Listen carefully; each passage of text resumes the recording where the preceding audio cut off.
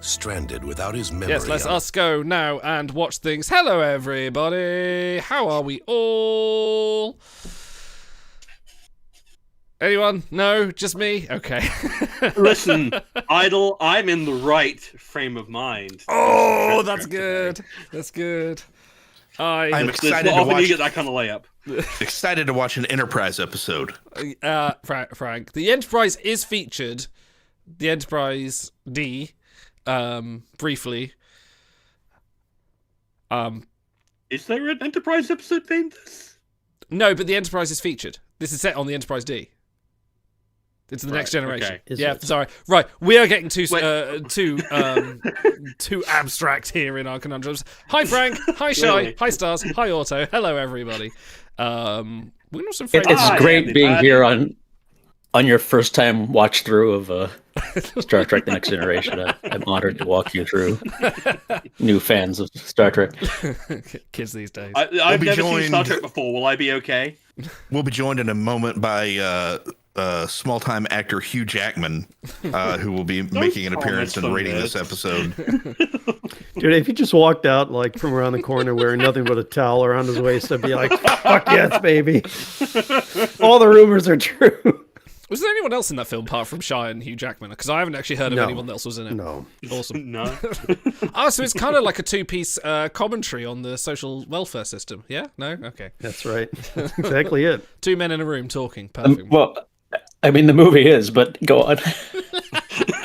I appreciate it being set in Wisconsin because I have a lot of family there. So, although there were no real good Wisconsin accents, so I was jonesing for someone from Kenosha. You don't like Kate Hudson's? Kate Hudson. Oh no, if you that's watch true. the She did. She did. I think she might have been one of the few. What's like a Wisconsin? She actually sounds exactly like the woman. So It had a distinct lack of the red letter media guys too, which I was very upset about. And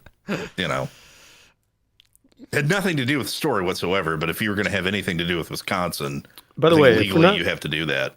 If we're not going to do the Q&A, I need to confirm, Shy, that was your voice doing karaoke, right? Because when I heard the singing, I'm like, oh, I know that voice. That's got to be Shy, right? yeah, that's me. They recorded that like Nice. I didn't dub you. 20 minutes before we did the scene. Well, maybe like an hour before we did. We rehearsed the scene. We recorded me doing the track. Yeah. And then the director very kindly came up and was like, well, I guess I'm rethinking how to do this scene. So they actually expanded like the amount of singing I was going to be doing that scene. So Of course they did. yeah, because I could carry a tune, I guess. So.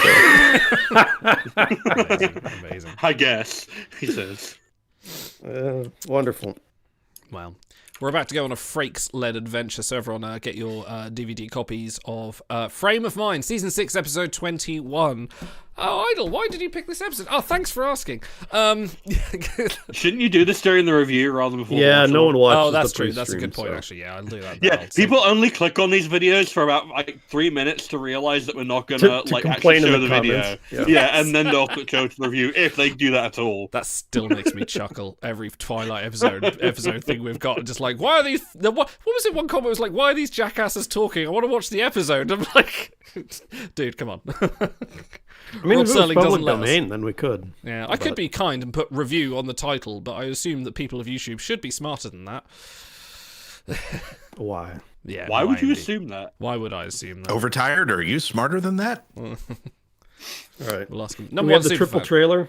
We do have the triple trailer. This one's going to start very suddenly because it hasn't got a bit of a preamble. We have a game to play then. Oh, we do. What was the game? I forget. We watch the first trailer and then we take bets that's on right. which scene makes it to the I end. forgot about Yeah. this bit. Yeah. Okay, a little okay. bit. Okay. All right. All right. Let's. It's a game? Okay, go. Oh, we'll explain it. Just watch the trailer first. Okay.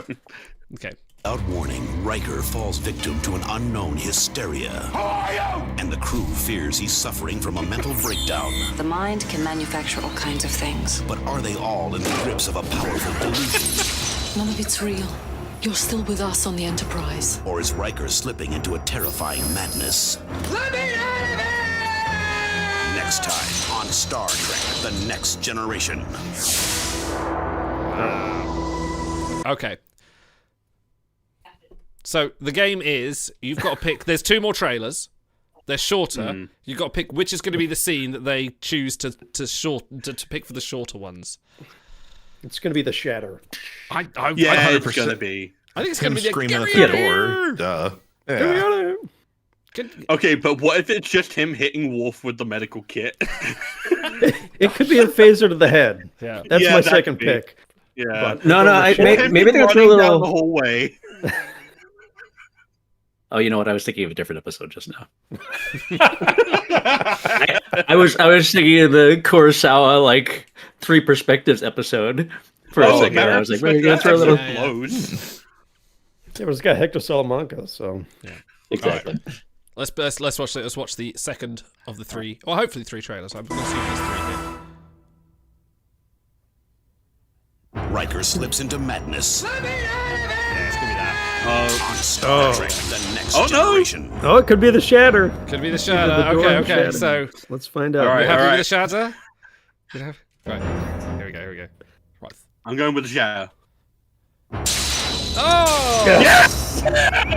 Wow. I generally thought it was going to be the let me out of here. That's a whole trailer. That was the whole teaser for that. Just So- 2 shatters. Shai, how this started is we did. Which terrible. episode was it? It was Was It it? was Chain of Command was the first time. No, but what got us onto this was the really tiny trailer was literally Kamala stroking Oh yeah, Picard's head. she just That was the touched perfect mate then, yeah. the perfect mate. That's Patrick's it. head. And the whole trailer is just him stroking his head, and then while you go da da da da da da da, and that's it. That's the trailer. I mean, he was They people's get their sexiest money and man. they get their money and their mileage out of that Can I just- 1991 video toaster. Sorry, can I just That they pick bought. up on Victim something to here? an unknown hysteria. That face there.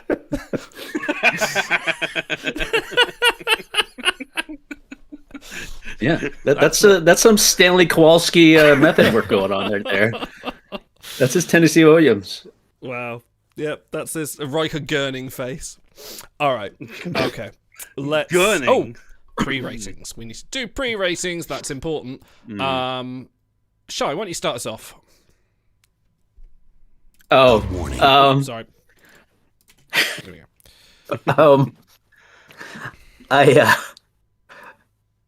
go. This is an episode that I often skip when I'm doing watch throughs. Really? TNG. Wow. Not because it's bad, but just because like you watch it a couple times, you get it, right? Yeah. But that's good because then enough time goes by that you forget kind of the twists. So when you do rewatch it, it's a little more refreshing. So I'll give it like a 6. We're going for 6. Okay. Nice. When was the last time you watched it? So how surprised would you be? Well, no, I'm not that surprised. But I mean, Do you have long-term amnesia? like I've been rewatching TOS, and there's some episodes that I really just don't remember, other than a few like Yeah. key scenes here and there. Oh, So lucky. Yeah, I think of all the shows, if I could feel like I could just forget everything and rewatch it, would be Star Trek. I mean, it would for all. But Frank, pre-rating, please. So, in the same boat, I love Trek when it's weird. Trek is best when it's weird, and this is a weird episode, something we all enjoy. This is a very Twilight Zone episode. Kind of, yeah. Yeah, you're right, actually. And it's a great Frakes episode, but this is also, and it's season 6. 6 and 7 were both weird for a couple of different reasons with some of their episodes. This is something that I skip when I go back and watch through. It legitimately has been, and I'm not exaggerating, probably 8 to 10 years since I've seen this Oh, episode. wow. I like this. I pick an episode. It's actually good. You guys, nah, I skip this one. Shit.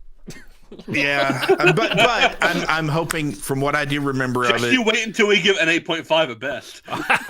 Okay, sorry, Frank. I'll be nice because you picked it, and I'll say 7.2. Okay.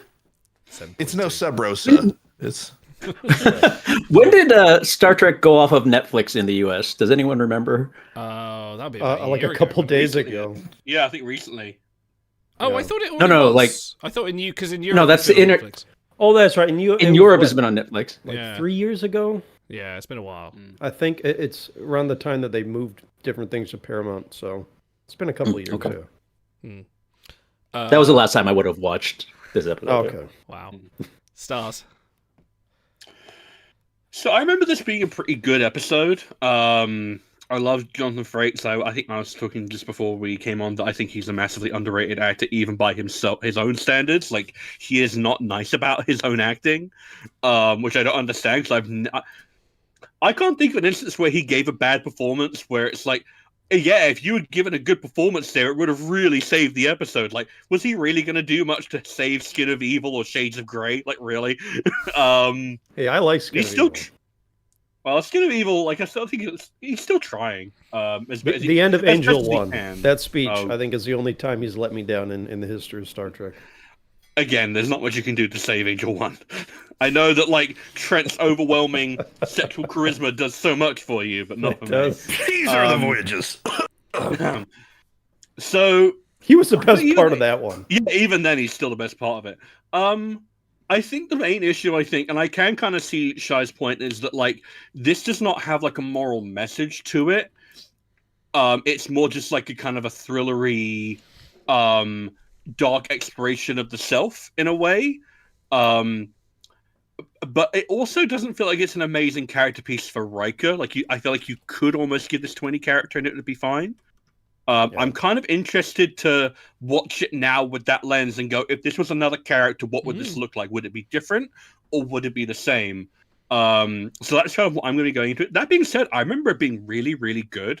And like, it's been a little while since I watched it.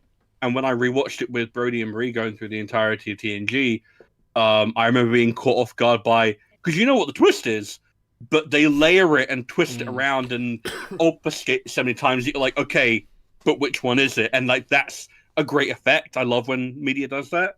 So I'm going to give this, I'm going to go with like a 8.8, I think. Just trying to avoid the I don't- 8.5 there. Oh, I don't think it's amazing, but I think it's really, really good solid Trek, and I think it is underrated. I don't think people talk about it very often, but I've never been unhappy watching this episode. just for perspective, a few days ago, Stars gave Star Trek VI: The Undiscovered Country a pre-rating of 8.5. Yeah. So, just for Yeah, and then I gave it a 9, so, you know, maybe I'll go down, maybe I'll go. You know, Is like, this episode better most- than the Undiscovered Country? Ooh. Listen, if you're a considerate man, you'll go down on some things. Dude, imagine if we were watching Frame of Mind and suddenly that undiscovered Thank you for country getting sting kicks in. Da da da da da da. I'm like, oh my god, what am I watching? And then we're in the episode. I'm so pulling the music up now. I've got that soundtrack somewhere. I'm just going to play it randomly. Just throw it into random track scenes. Like, throw that into the middle of, like, Tuvok and Neelix brawling. Just, like... Or make Neelix having a everything way more bath, epic you know. than it is. See if it makes Yeah, it more exciting. exactly. Da, da, da, da, da, da. Awesome. All right, what about you guys? So I like classic Trek. You know, basic, standard, chock full of cocaine, classic Trek. This is like Diet Cherry Trek. It's an acquired taste. It's technically in the Trek family, but it's completely different. Like you said, there's really no moral message. Any character could have played this. There's nothing specific to Riker that kicks it up a notch. I'm going to 5. This is not really my flavor, but I do remember it being very competently produced, if a bit boring in parts. So I'll go 5. Okay. I remember this is one of the few episodes that I would want to show my wife, who is a complete non-sci-fi or Star Trek fan, because she likes her thrillers, and this is very much different from the mold. So we'll get more into it later. Oh, that's a good point. Yeah, I haven't actually watched it in probably about 5 years. So I'm wondering Okay. if my perspective is skewed with like rose-tinted glasses and me going, this is so different. Maybe that's why it's the best Trek ever. Maybe that's a little bit to it. Maybe my tastes have changed since doing these reviews. So yeah, we'll see. I'm going to go for a cautious 10. Just putting it out there. just, It is your second round draft pick. It is indeed. Sure. I You went remember- into this early. Yeah, I remember loving this episode. So let's hope I still do. And let's start playing it. So let's go in. Make sure I got the right buttons. And the sound is off, so you guys can't hear it. The blur is on. Fantastic. 5. Overtired. I'm so sorry that you're mad that you can't watch the episode every time. I really do apologize. All right. 5, 4, 3, 2, 1. Let's get framed.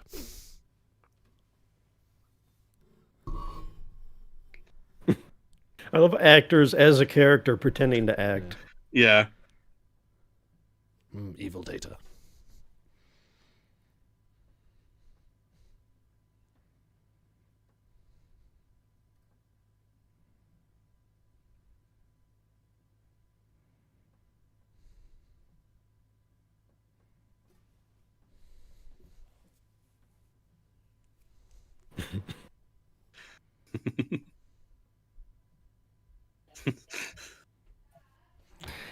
Did Frakes ever do one of those fact or fiction stories? That would be What, you mean, awesome like if- act one out, or Yeah, because they act them I don't out in think every so. episode. That would be cool. That would have been mind bending.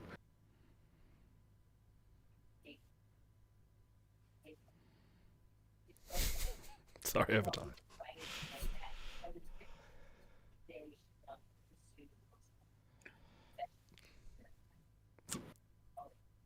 Spina blurry ass shot.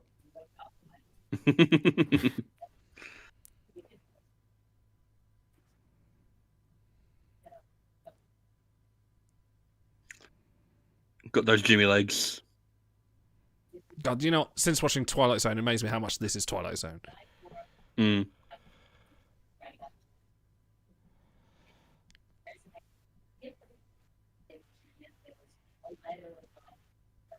Got a bit of audio bleed through, Shy? This is good camera work. It is.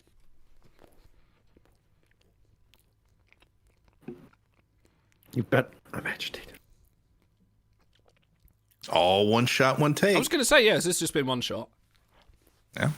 Yeah. Line. Line.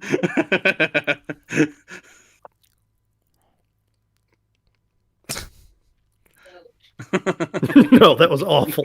He's like, no, it's not going to make any difference.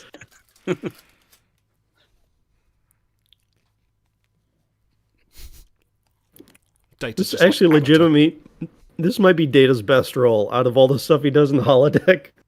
Yeah. Stop it. No, seriously, it's better than King Henry's stuff. How dare you? No, his head is just very flat. You're right.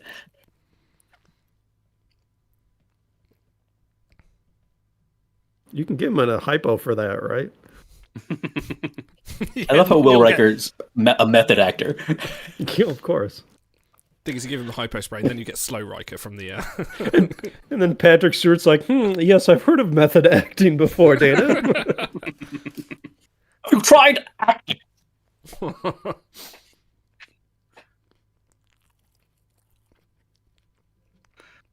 For a moment, I thought that was like strings. She's like, what the fuck? Oh.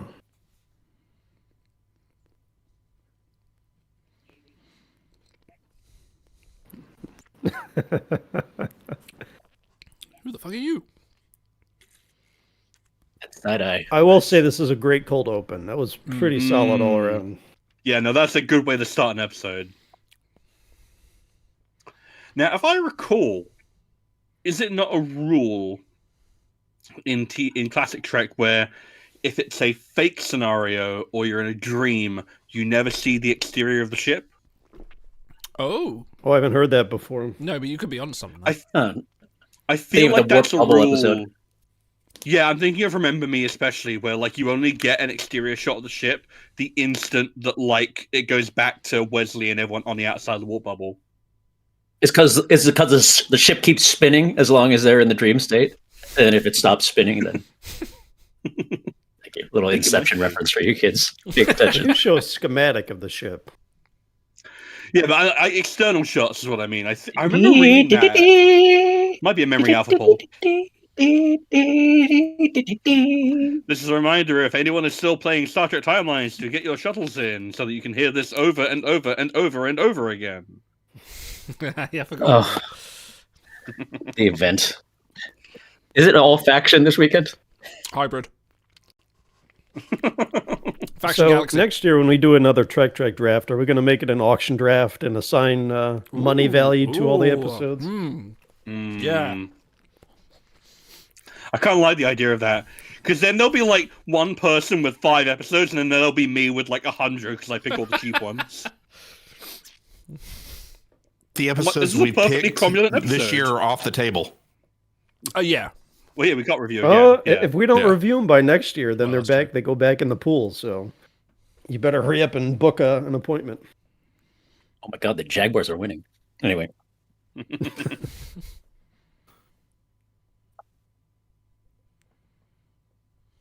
Believed.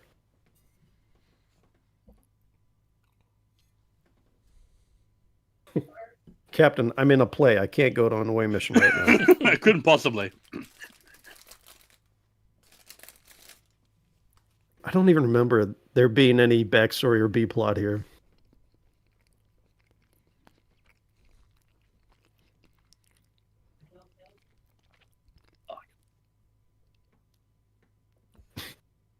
It's the only way. The only way.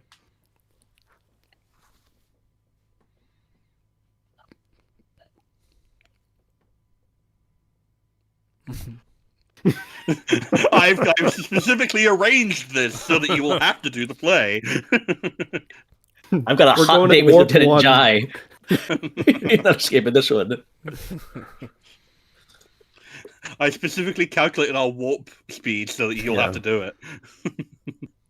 It looks like a horse.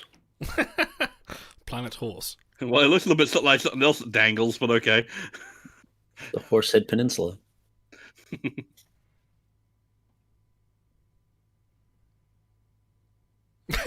What was that? I like how pissed Worf is at this.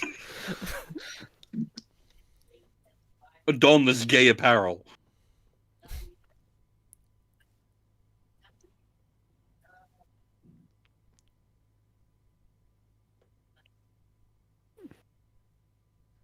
Wow. So weird, this interaction. Yeah, it's already off. If he keeps that tone up, he's going to get slapped.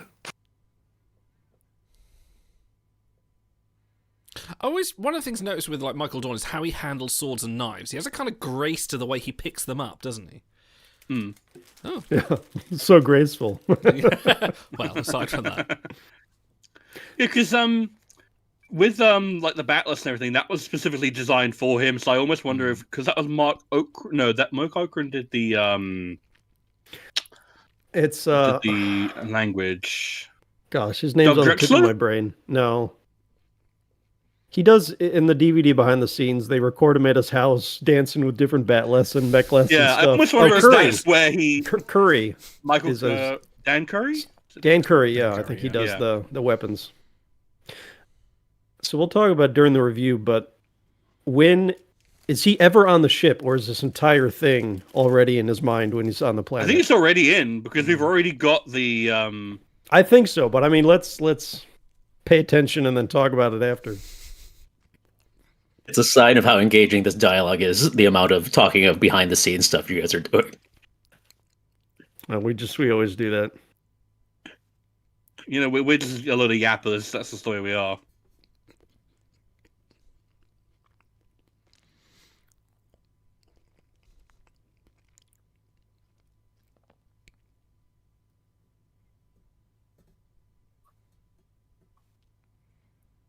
Oh, that's a what the dub clip right there.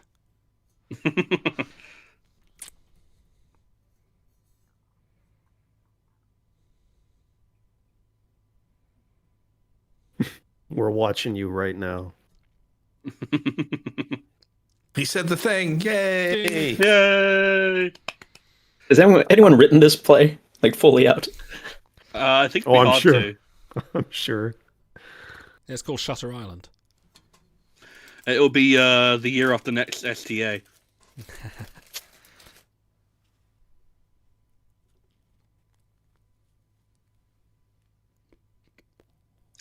Now, I have to point out, Deanna, when you give this advice to Data, it does not go well in Descent. Yeah. Or anytime. Her makeup looks horrible here, by the way. It's the hair, I think, more than anything else. It is the looks like- 80s. She looks like a No, clown. it's not. It's 93! No, she looks fine. Oh, whatever. I like the Should've been hit dark by eye that, shadow at least. The shotgun from The Simpsons that Homer designs for Marge. Yes. Oh, yeah, I think you had it set to whore. The hairpiece is off. Yeah.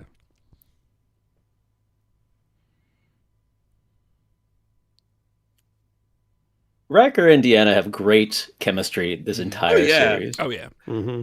Oh. Oh, look at that. She just said break a leg and then broken his leg, and then he wakes up. Yeah, I always kind of interpreted their relationship as they were occasionally just having casual sex. That's how I kind of interpreted Pretty it. much. Like, I think in the 24th century, you just have a bit more of an enlightened, like we still have something here. They've eradicated Especially STIs in the Metazoids. future. Mm.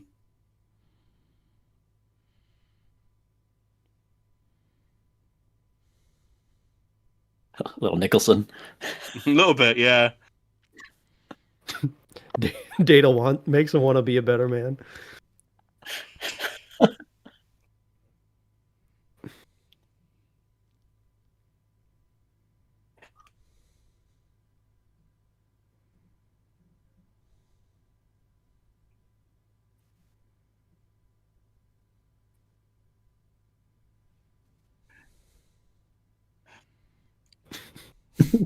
Polite applause. Yeah, no, just like... This is entertainment in the future, man. Got a holodeck, and this is So what you is do it- for fun? Is it a two-man play then, or... Yeah, I think so. Yes. Okay, that's It's a Twilight Zone episode. Now this part is fun with the multiple bows, and then he sees. Because it lingers just a little bit too long. Mm-hmm.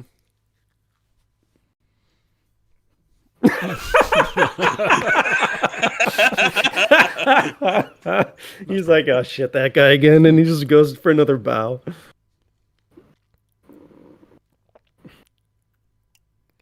Ooh.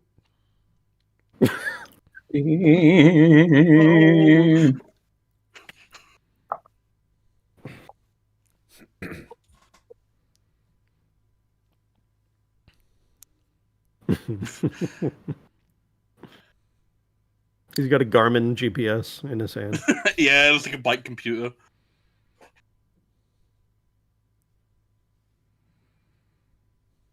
So your head is butt face, so you... They are the McDonaldodians. The golden arches. We melted some Cardassian makeup. Like, it really does look like someone just sat on his face and they just sat like that. He got hit by Rikishi.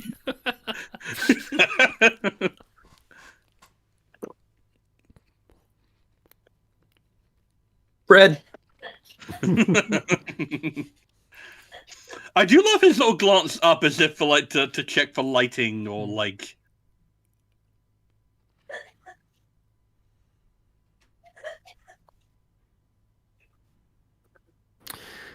They say if you're trying to remember, you glance up, and if you're thinking of a lie, you glance down. But I don't know how consistently true that is.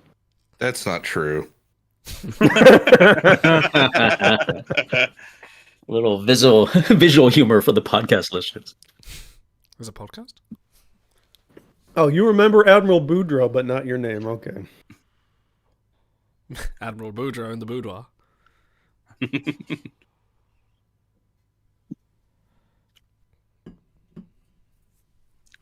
I don't know who you are, but I'm These are some of the more scrotal alien foreheads in the series. Yeah, it's a little bit unfortunate.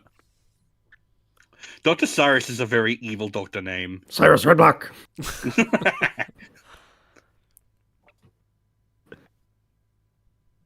My head hurts.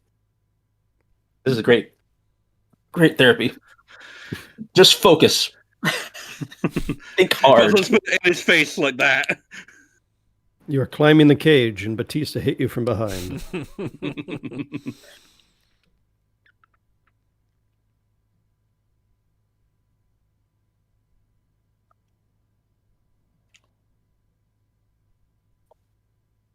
Yeah, same.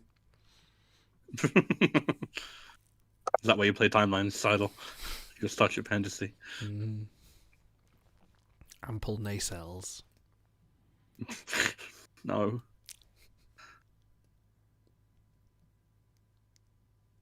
47. Yeah, 47. Nice.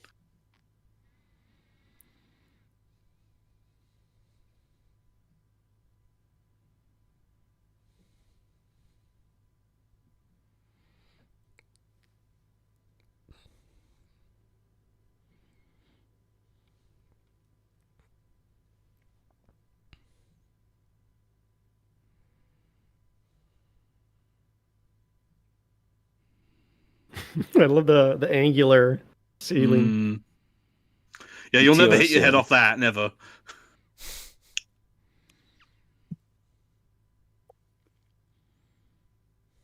They could have made this a little more fun housey, like with swirls and curves and stuff instead of everything at sharp angles. What you Well, want it's to meant to be Tim a bit more Burton? brutalist, isn't it? Yeah, but like that. Why have they got That a kind of funhouse stuff. mirror? It's called mise en This will make scène, sweetie. people who feel mentally ill better about themselves. I do like this guy. He's pretty creepy.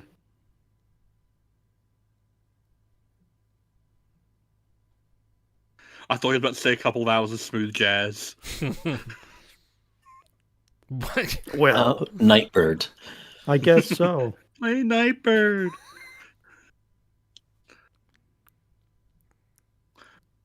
Oh, This is the ideal male alien physique.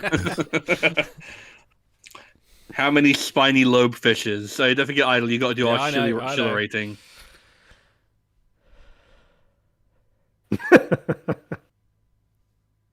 Like, that guy barely fits in the doorway.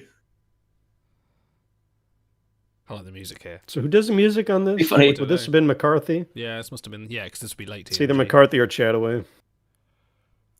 Yeah, look how low the bulkheads are.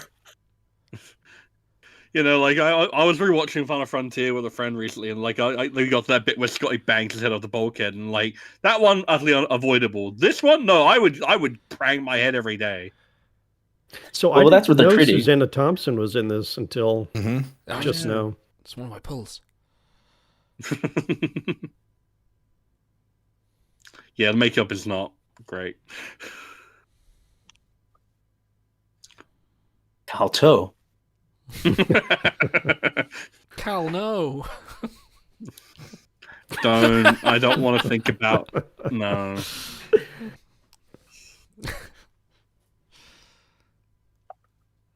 This guy looks like he should be on the Drew Carey show, I'll be honest.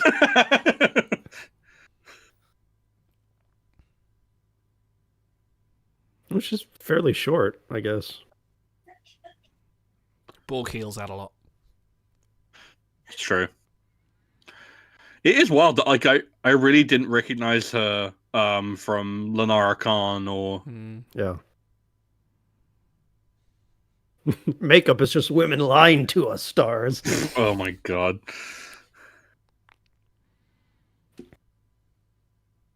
Wow, look at that jaw.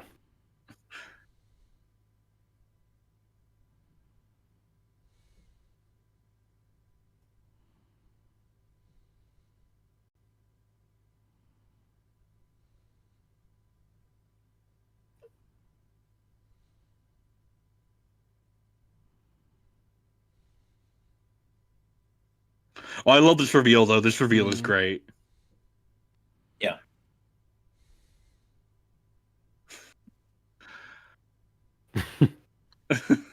There is no spoon. Yeah.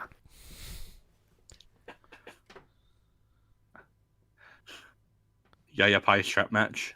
Dude, what they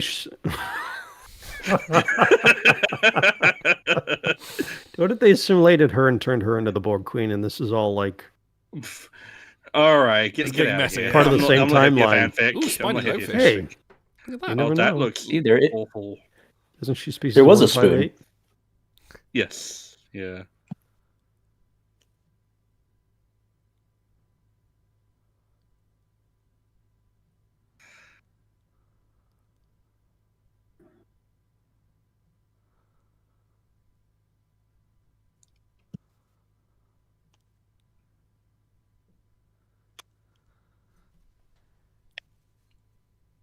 Like fucking your mom. I was gonna say wife, but yeah, we were on the same wavelength. Yeah.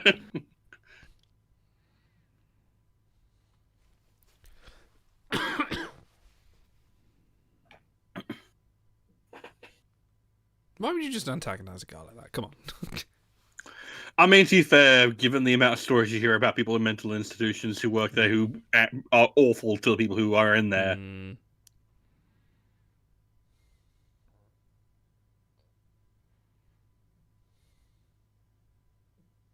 impossible.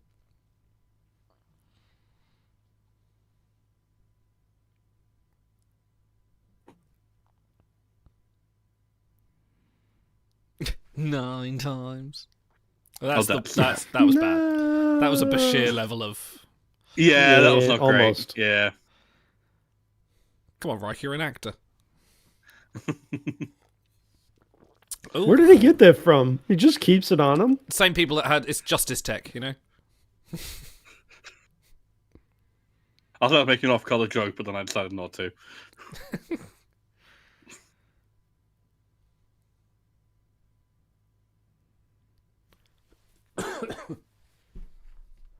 Gotta apply your eyeshadow. Yeah, usually we don't see this, but this is a. It'd be better if there's no one else in the room and he was just talking to himself.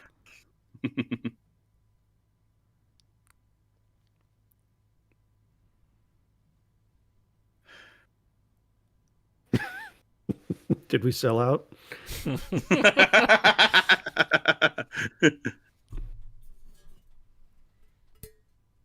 That's all she's really interested in. Yeah, no, I can't believe that Bev is actually like the Stanley Kubrick of like amateur dramatics. She doesn't give a shit about him. You know, you look like awful and depressed and sad. We should do this to you every week. And O'Brien's like, sorry, that's already my gimmick.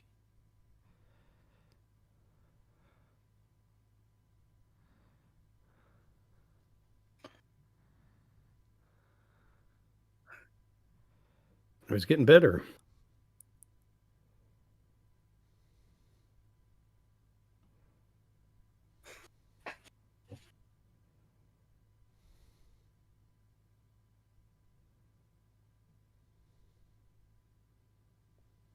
What's the guy behind her looking at?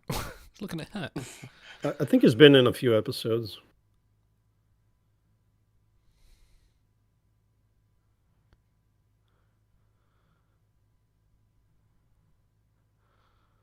The focal length, they play with that a lot in this episode.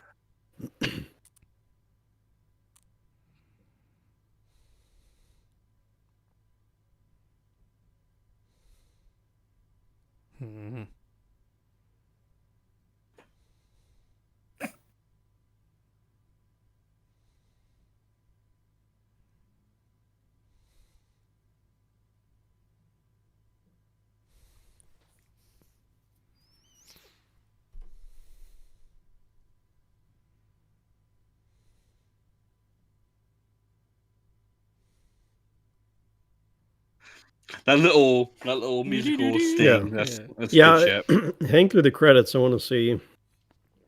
Will do.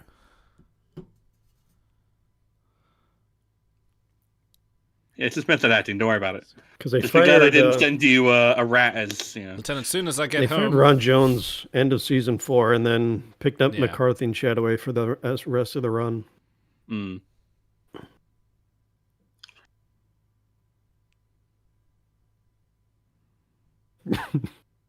By the way, you're impotent now. You weren't when you walked in, but I fixed that.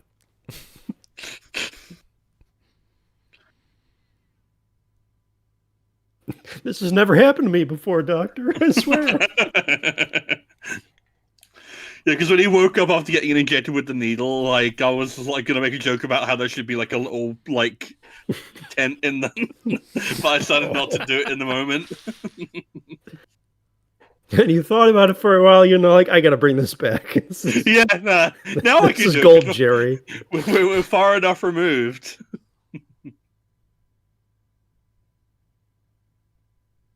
By the way, did we sell out? Why should she care if she sold out? It's not like they're charging tickets. But I suppose you want an audience. Space Yeah, dollars. but you want the ego, yeah. Space dollars. Oh yeah, I love Data here. He picked... Yeah.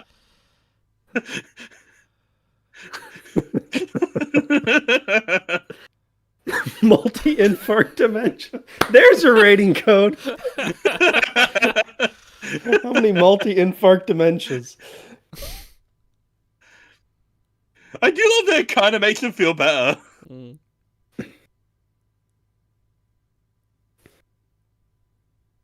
Remember when I told you about Oh, yeah, tapping he behind my does. ear? Oh, plexing. God, I forgot about Yeah. that. What a dumb thing. Oh my god. Yeah, that was fucking stupid. Wrong series. Oh, wait, no, it was TNG. It was Yeah. Barclay. Yeah. I thought it was Voyager Barclay. Voyager Barclay doesn't do it because it doesn't work.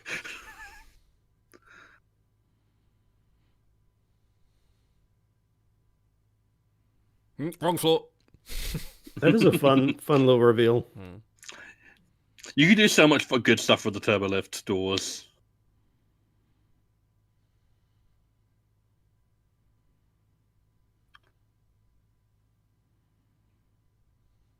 God, he's really tall. Mm-hmm. Like I was just like kind of looking at it versus the turbolift door, and I'm like, man, he is tall. Just get out of there. All right, we've got a trailer. A light jog. Yeah. Yeah, that's cool.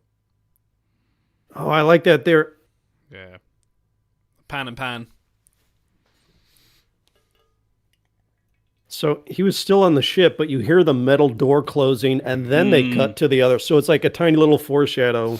Quick. I liked it. I will also note we have not seen the exterior shot of the ship You're yet. right.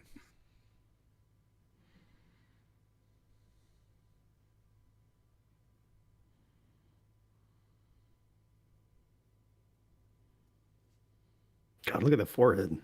I mean, it looks a little bit less butt facey, but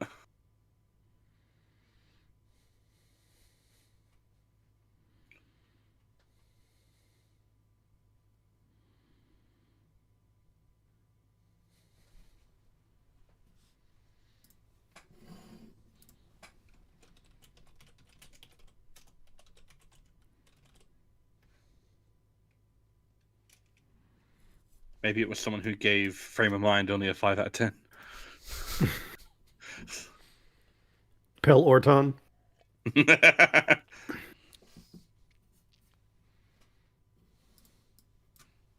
Okay, thanks. Bye. Yeah. To be fair, this is very representative of American healthcare. Yes. Your insurance no longer will pay for you to be here. They'll We're keep you in these discharging you. hospitals. They won't keep you in the regular ones, though. Yeah.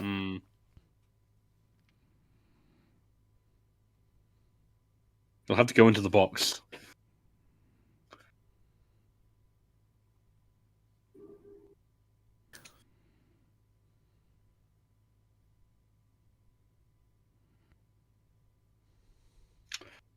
I love this scene.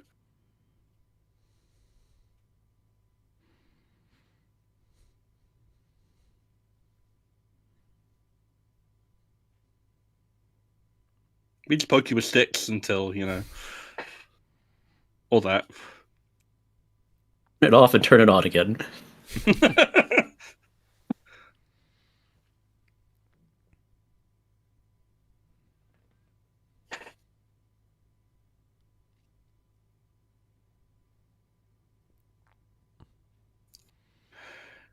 You see, if you imagine your brain as this potato, then this is what it's like, and you start smashing the potato. With a whisk and not a potato ricer, as you should. Callback. How many freestanding Nice. cylinders of Riker's head out of 10?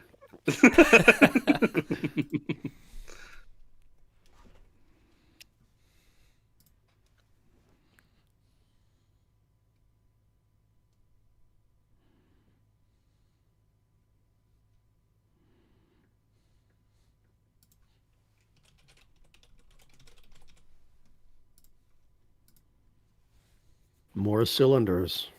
We do love a good graduated cylinder. It's the hot tech. That's a pretty expensive looking bong, to be fair. Isn't that the same thing that Odo, Garrick tortured Odo with in the Dies cast? Might be. He's got good aim. Yeah. 93 is the 80s, isn't 90s.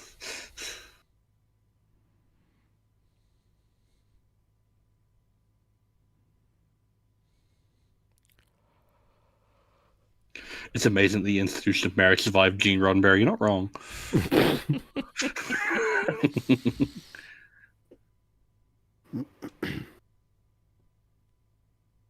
many weddings do we see on TOS 1, and then he kills he kills off one before the end of it. Yeah. How did we never get an open relationship on? Actually, no. Yeah, TOS. He would not have been able to get away with that.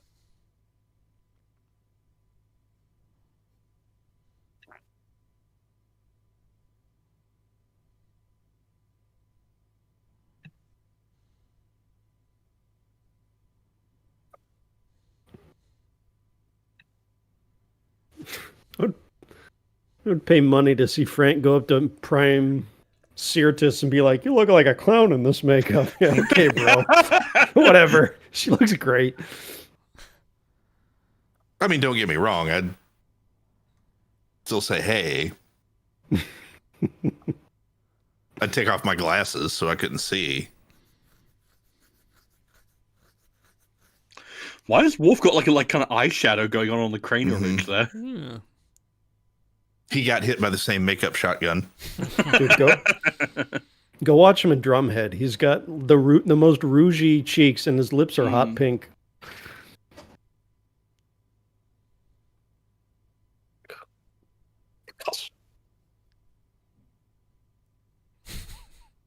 This is just Patrick Stewart's evening, just telling us all about it. I saw everything. Come cheer up, my lads. Oh, that needs to be on a list somewhere. It's from Allegiance. Yeah, I remember.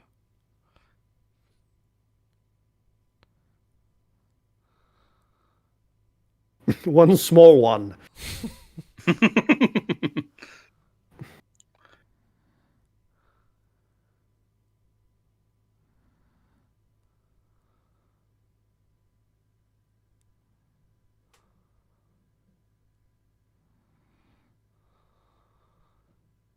Asuna hey, Asuna hi.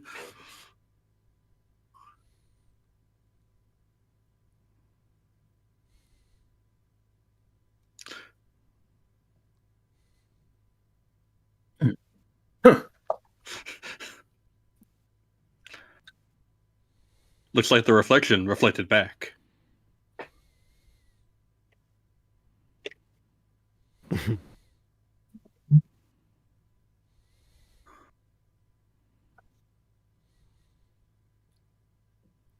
He is without honor. I'm surprised that didn't get in there, yeah.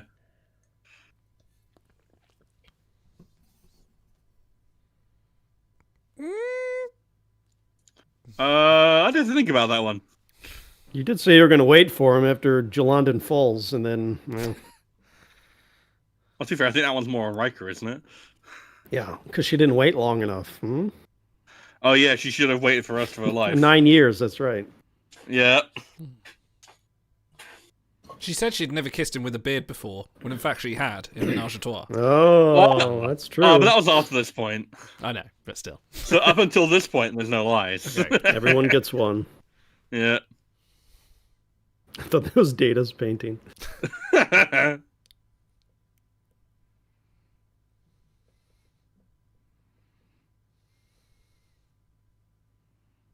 was wondering what in the hell he even had. What are you eating? Okay. This is kind of meandering here in the middle. Yeah.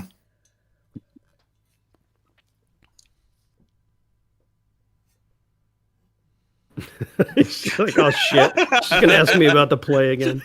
I feel like that's a good what the dub. Just seeing Beverly, then cut to the clip.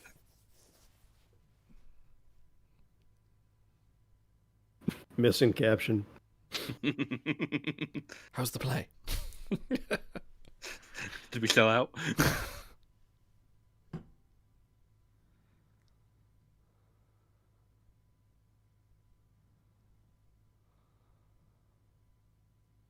I like how she has different undercover shade of lipstick for this mission. It's important. I mean, her makeup game is incredible here.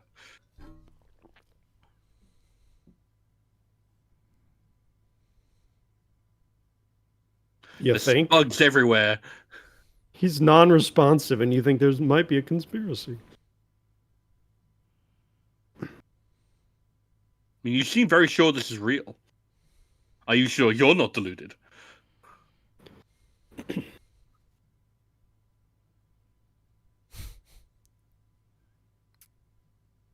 Oh, why has he got a triangle pillow? Yeah, that's weird. Mind you.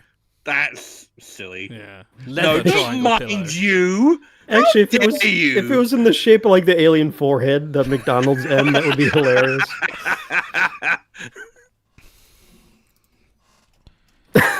The slowest door open ever. Knock him out, Data. No. Oh, theme song.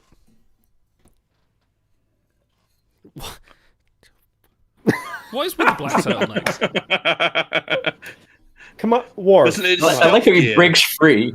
He breaks free of Data's grasp. Data kind of looks like Slender Man in that. Yeah, a little bit.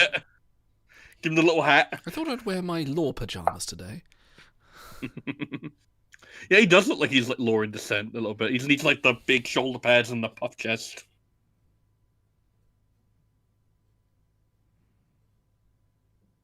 Yeah, no, like Yeah.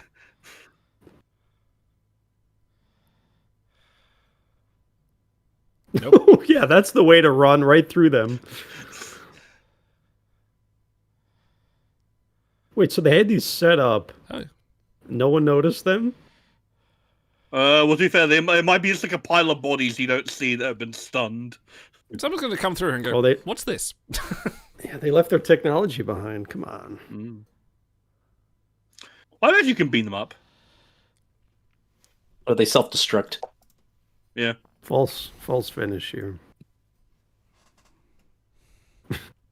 You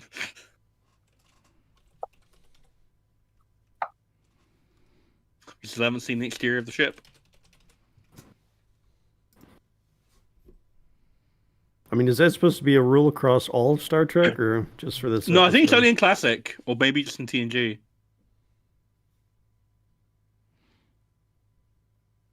Bang! And then he wakes up.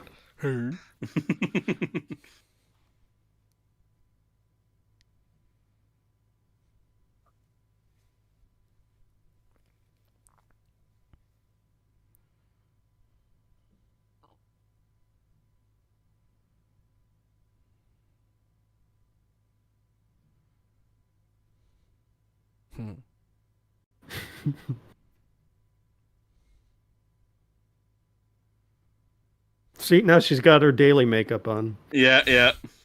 24th century. Click a button. It's... It's the shotgun, yeah. Poor Worf. Dude, War's such a fucking chump. Like, Well, oh, they but don't look how call he it the gets Worf up. effect for nothing.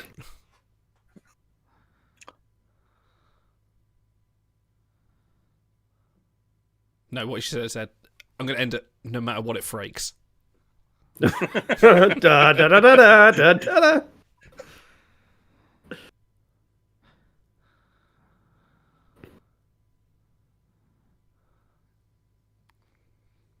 No.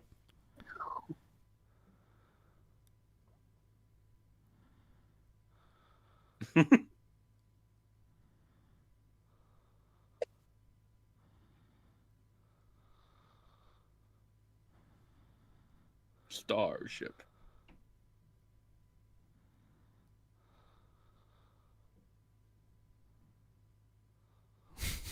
It's a potato.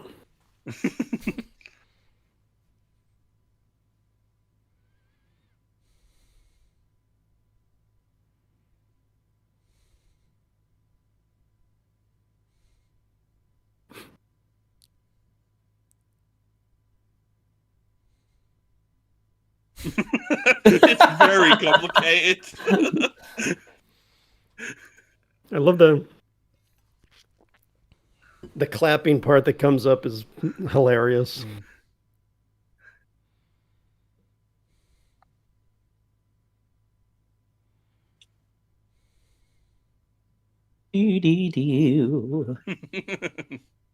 Oh, wide beam. There you go. He actually thinks to put it on Y-beam.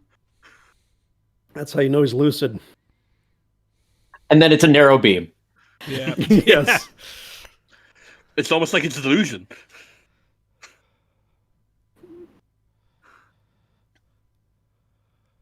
I can see we have a lot of work to do.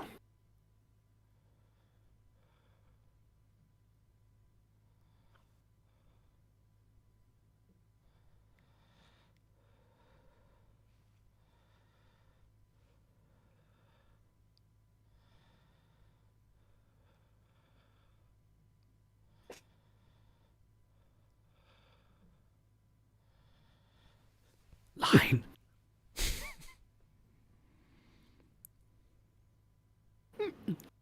Yeah, that's good. Polite claps. Sienna's late. Oh, Oh, very good. No, we stand up now.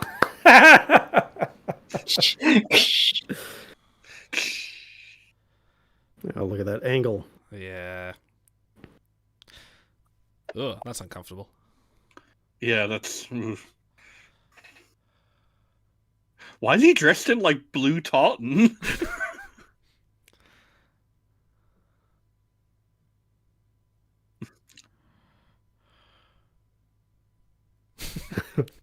yes, Somebody- Riker Palm. Oh, that look. How many gingham pajamas out of 10?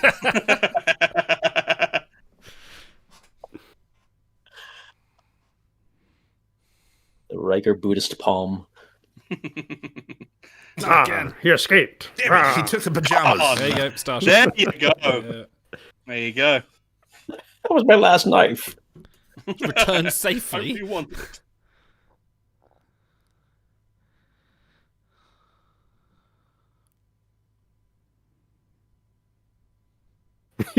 He's reminiscing like it's a summer day.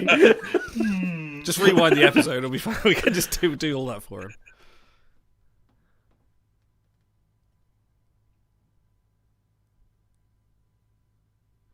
It almost doesn't look Injected like me. Drake's hand.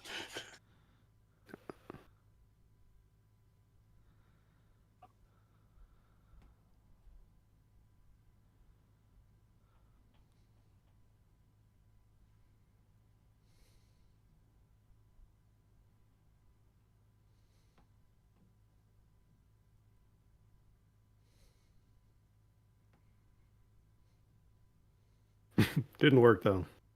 Yeah, I mean, only works so well.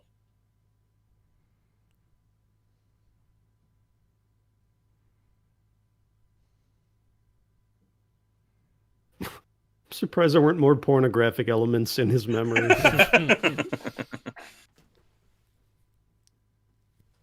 There's a stage crew? The stage crew on the Enterprise. How many Starfleet stage crews? Sorry, I'm stealing all the good ones. No, I've Idle. got mine locked. Good. He's got his locked and loaded, don't worry. Mm. How many Here comes- unadvertising spiny lobe fishes is out of 10? Triple H's sledgehammer. Here we go. Yeah, you should really bring one out.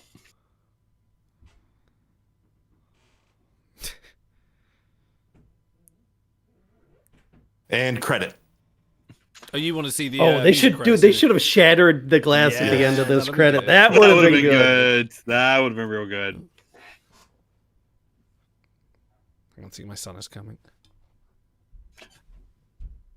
It's okay. All sand. Cheer up, my lads, 'tis to glory we steer.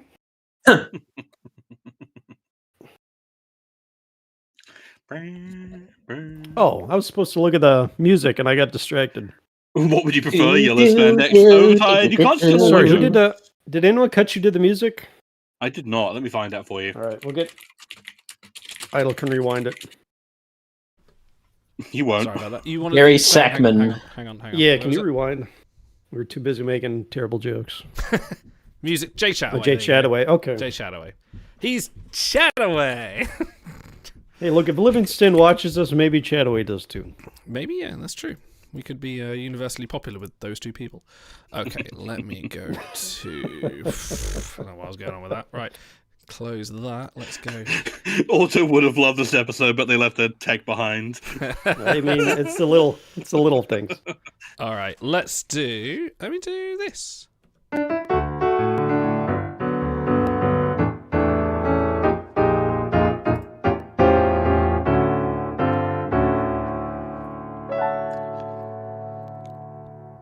Yes, welcome to Star Trek Trek, our ongoing journey through all the episodes of Star Trek. We come to my draft pick, which was I'm currently swallowed a cup of tea too quick there.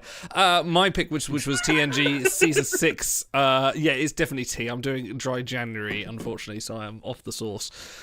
Season 6, episode 21, Frame of Mind. Riker's sense of delusions gets so far as he imagines he's in another place altogether. And is it real? Is this real? I kind of wish I had like a glass shattering effect on my screen, and then you guys would be freaked out now, and that would be fun. So, Captain Idle, tell us would why be like, oh, Idle's doing it again. Tell us why you picked this episode in the second round. I remember watching this, and I remember one thing that stuck out to me was just how much of a different episode this was. And this is, at this point, I hadn't watched any Twilight Zone episodes, and you, Auto, have thankfully taken us through some of those episodes, and I've been absolutely amazed, and I think some of my favourite episodes of any television are there, and this definitely reminds me of why I like this kind of story. It's a psychological thriller. It keeps you guessing, but more importantly, it's a thriller in a place you wouldn't expect it normally. Like, it's in a Star Trek episode, you expect people to go to strange new worlds and encounter aliens, and have a firefight and do some scientific stuff, and there'll be a moral story. And because this is so out there, this is so different, it kind of grabbed my attention so much, so I thought, well, this is definitely worth watching as a group. And I think, as I said before, this is like an episode that if I could ever wrangle my wife to say, hey, let's sit and watch an episode of Star Trek, which she would never do, I'd say, let's watch this one, because she loves her psychological thrillers. She likes things like Shutter Island, which is very much the focal point of this episode. So yeah, I really like it. It's so different. It's a Riker-based episode, which we don't get too many, especially in this context. We see a lot of different range from Jonathan Frakes in this episode. A lot more gurning and confused looks, looking vacantly to the corner. But guys, talk to me about this episode. So I think this is definitely one that works best on first watch. And I feel like that's not something you really hold against it. I think there are episodes that are definitely calculated to work for multiple rewatchability, and then there are ones that are, you watch them 2-3 times and you've kind of gotten most of what you're going to get out of them. I feel like this is one where the first time through, you're kind of just waiting for it all to unfurl. You're trying to work out, okay, which layer of reality are we working on here? And then the second time through, you're looking for the clues. And then, like, for here, instance, I was watching and I was like, okay, yeah, it's straight up from the very beginning. It is just all the way in there. Which I think I might have twigged the last time I watched this, but now it's like firmly in my mind of, yeah, this is like, none of this takes place in the real world until the last 5 minutes, which is, I feel like that's a fairly par for the course for the genre, but I still enjoy it as a conceit. It's good fun. There were 2 line reads by Jonathan Frakes here of the word no that were not great. Otherwise, I thought he did a really, really good job. Which is why those 2 line reads stuck out so much. I don't know if it's just a case of, like, not having the ability to do another take, or he just has an aversion to the word no. It was definitely his finest Gal Gadot no read. Yeah, yeah. And it's like, it stands out because the rest of it is so good. Yeah. I think one of the failings of this episode, and it may not even be its fault, is we know these characters so well. You know who Will Riker is. You know where he comes from. So when you watch this episode, isn't he really Will Riker? How much of his delusion? Well, we all know he's Riker. So we got to, and you figure out from there. I almost would have liked this with a guest star, where the one that comes to mind is Lindsay Ballard from the Voyager episode Ashes to Ashes. She comes on in a one-off. I'm not going to say how good or bad that episode is, but you can kind of follow along with the mystery the whole way, because you don't know, is she really tricking them? Was she really a crew member? I think they could have done this with an original crew member and have it almost play out the same way, but it kind of engages the audience more because they're not sure how much is a delusion and how much isn't. Whereas with Riker, we all know, well, he's the commander, so they're tricking him in some way, and he'll get back at the end. So I feel like that kills a little bit of the suspense by using an established character. I don't know. I feel like it's one of those things where that would be a very different episode, and this one, it's not asking you to believe that the last 6 seasons of TNG you've watched didn't really happen in someone's mind. They're not asking you to believe that. They're running with, okay, well, this is obviously fake. And then they start playing with that by bringing in the parts that, like, are very obviously part of the rest of the show with, like, oh, I'm from the Yorktown. There's, like, starships in orbit. We've got a communicator. And then it's like, spoon. And you're like, okay. And then Beverly turns up and it's like, okay. But then, like, just playing around with bits and pieces of it that we know are real, and then making them part of the fantasy is part of the reason why it works, having it be irregular. Like, I definitely think there's a pro to doing it the way you mentioned it, but that's just a very different episode, I feel, in terms of what it's trying to accomplish. I think also you mentioned previously that when we were talking about it, was like before watching, you were saying you weren't as keen on it because it doesn't particularly follow the Star Trek form. It's not a traditional Star Trek episode. No, I agree with you. It's not a traditional one. But do you think that, like, after this viewing, that's either still paints it in a bad light for you, or is it how does that sit for you? I would just, well, because we're thinking about in terms of rating something, I think it kind of puts a cap on it. Because the best of the best say something about humanity, about Starfleet, about the Federation, about where we're headed and how we get there. And this doesn't really say any of that. So it could be a good episode. It might even be a great episode. But for my own personal enjoyment, I mean, that's what I watch Star Trek for, is to get the hit of optimism and a feeling like, yes, there is somewhere we can get to, even though things don't look great now. And so I did like it a little better than in my memory, especially some of the production elements that we'll get to. But I think it just kind of puts a ceiling on my enjoyment of a Star Trek episode. And like you said, this could be a Twilight Zone. I might enjoy it better as a Twilight Zone. They might be willing to go more into the strange than, because the Berman era set dressings, they always get me because they always kind of look like prefab sort of elements. So. Which is kind of played in a fun way because you have the stage. You literally have a stage which is a prefab temporary stage, and then it turns into a real place. So I feel like that's kind of nicely played with here, and maybe a little in-joke to go like, oh yeah, of course it's all that. Little joke. I mean, we had the skewed ceilings, the yellow skewed ceilings. We had the funhouse mirror in his room. So they tried with a few elements, but... Yeah. Well, I kind of like the fact that it feels a little bit low budgety. Like, that's what a lot of, like, acting and what a lot of what plays of that style of, like, a two-man play are. They're very contingent on the script rather than on elaborate set dressing. So I feel like in that way it's kind of accurate. So before we watched this episode, I kind of set myself a goal of, does this episode change if you have someone else in the main role? Yes. Wesley. Wesley, come on the bridge. Come on the stage. And you'll stop laughing eventually. Continue. This would make a great Barclay episode. Actually, yes. Yes. Which they kind of do with the transporter with one. The transporter one, A Realm of Fear. It's a similar kind of thing. Not as psychological, but yeah. Yeah. So, and also, isn't it the beginning of Nth Degree where he's doing not Mercutio? Who's the Cyrano de Bergerac. Cyrano, that's right. So he does do a little bit of that, but yeah, I can see why it's reminiscent. So I think the main reason why it kind of quote unquote has to be Riker is the reflection therapy, because I think if you're going with the idea that, because I think that's a fun scene. It kind of reminds me a little bit of the bit. Is it in Schisms or Night Terrors where they're reconstructing the in terms of like externalizing things using familiar elements? But it's a very different scene, obviously. But making Troy his sense of like self-preservation and like emotional stability. Picard is his rationality. Worf is his sense of security. You have I think that's a really good way to. Sorry about the transporter. Yeah, a little bit. Three tarps. Yeah, exactly. And I feel like that would preclude those three characters from doing this episode. I think you could have done this, and I don't think it would suit to do Data in this. I think Data, if you put Data in this episode, it falls apart immediately. I don't like you basically get the one where he's dreaming Episode. with like the You That's a could very have swapped different Picard episode. and Riker, I think. Picard's already been tortured this Maybe. season. We've had that. Although, to be honest, wouldn't we all like to watch Patrick Stewart do this exact episode? I think Yeah. he'd do. He would have done Well, he a better did. line He was- of no. There was the one where they were imprisoned, and he had to figure out like which of the other 4 prisoners were. Allegiance, Allegiance yes. again. Yeah, That's not actually, you're right. twice. Yeah. Oh. It is. He's not losing it though. Yeah. So I feel like it precludes, like, at least Worf and Troy. I feel like maybe you could swap out Picard and Riker, but I feel like it has a certain amount of oomph, it being Picard. What You could about do it other with Geordi. series?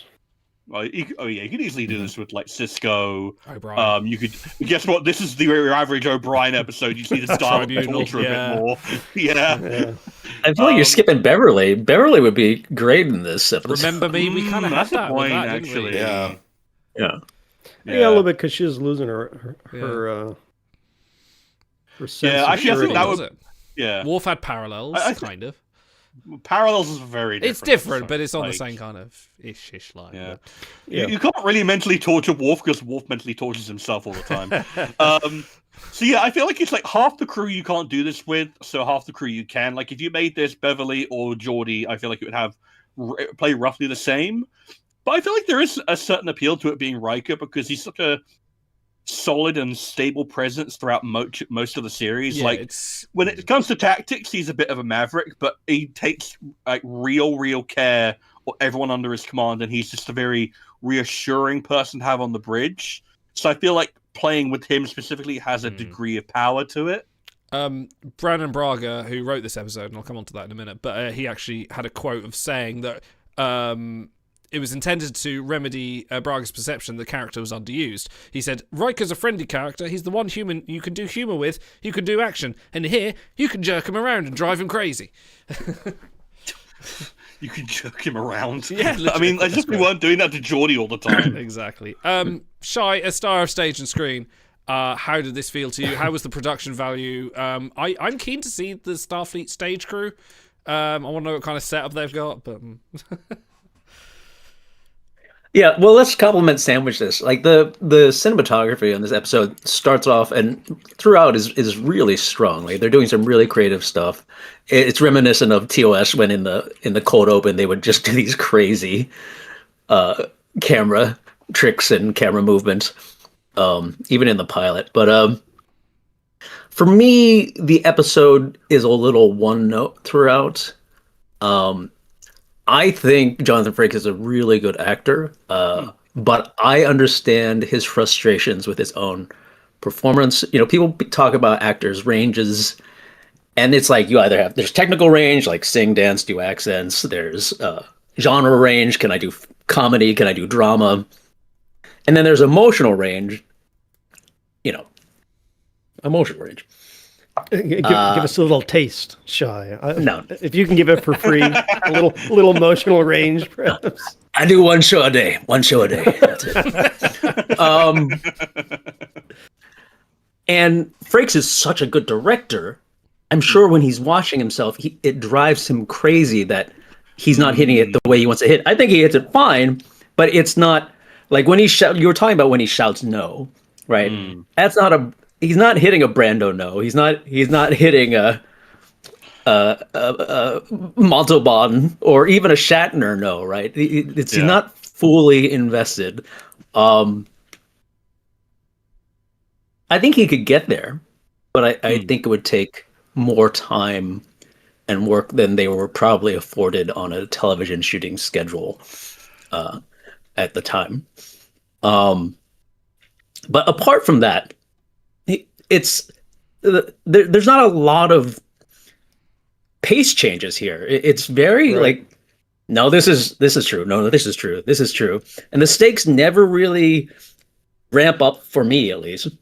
And then the ending is so anticlimactic. Oh, I'm on this table, and now I'm out. And just a little button with the crew just sort of explaining, techno babbling, the exposition for the entire episode, and While then he we're strokes done. his And beard. there's not, So that's what happened. yeah, it and I feels like the idea of him. Please. No, I'm sorry. Go on. Yeah, to the pacing thing, it feels like walking through a room of funhouse mirrors, but there's no jump scare or anything. You just look at it, you're like, oh, that's distorted, and then you get to the end. Yeah, and like, there's not even that moment at the end. I like that he's dismantling the set for closure, but there's no moment where he's like, "Am I still in the dream?"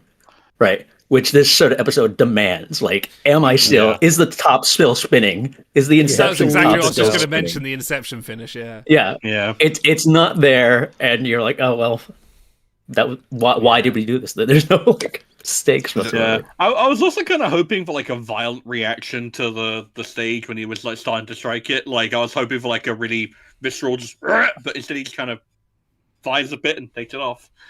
Probably because they'd have to do some takes. They didn't want to demolish the whole thing. Yeah, so probably. But true. come Save on. take. money. Yeah.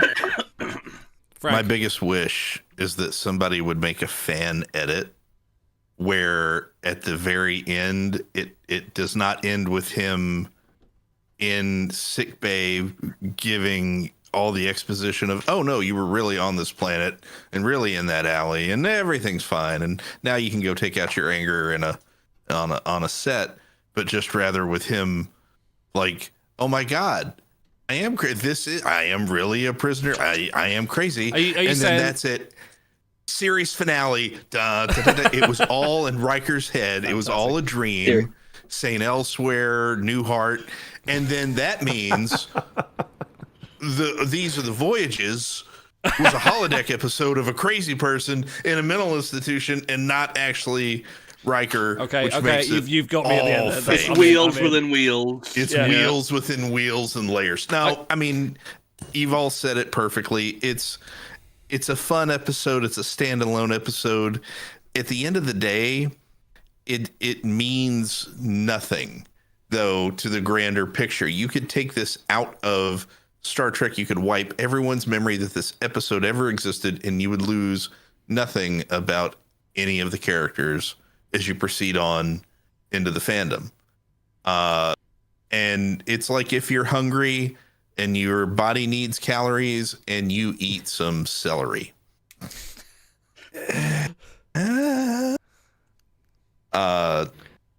Yeah. Yes, the cinematography, masterful.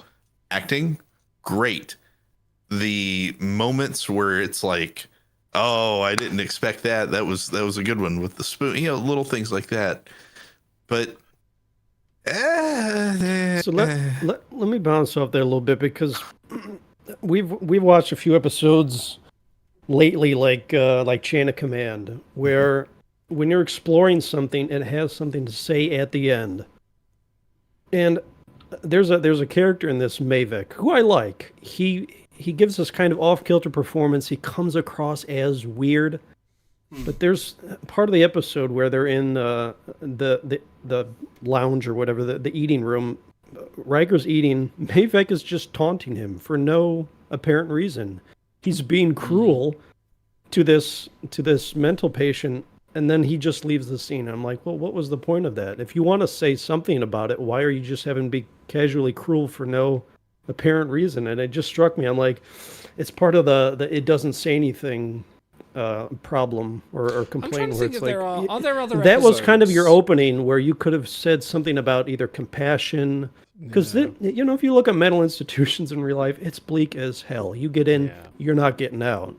They've done studies and experiments where it's very hard to discern how lucid someone really is or if they're just acting, and it's really depressing subject. So I feel like they missed a trick in not saying something particularly Star Trek about the situation. I'm wondering if there are other episodes that kind of follow that format where it is an episode but it doesn't say anything at the end. The things just sort of happen. I'm trying to think of like other episodes. Captain's Holiday.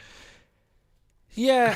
What? If you took that out, you would lose nothing from Star Trek. It's not that you would lose something from Star Trek. I think like what Auto's trying to get at is this episode doesn't have like a meaningful. There's nothing for the audience to take away as like a lesson. Yeah, Captain's Holiday.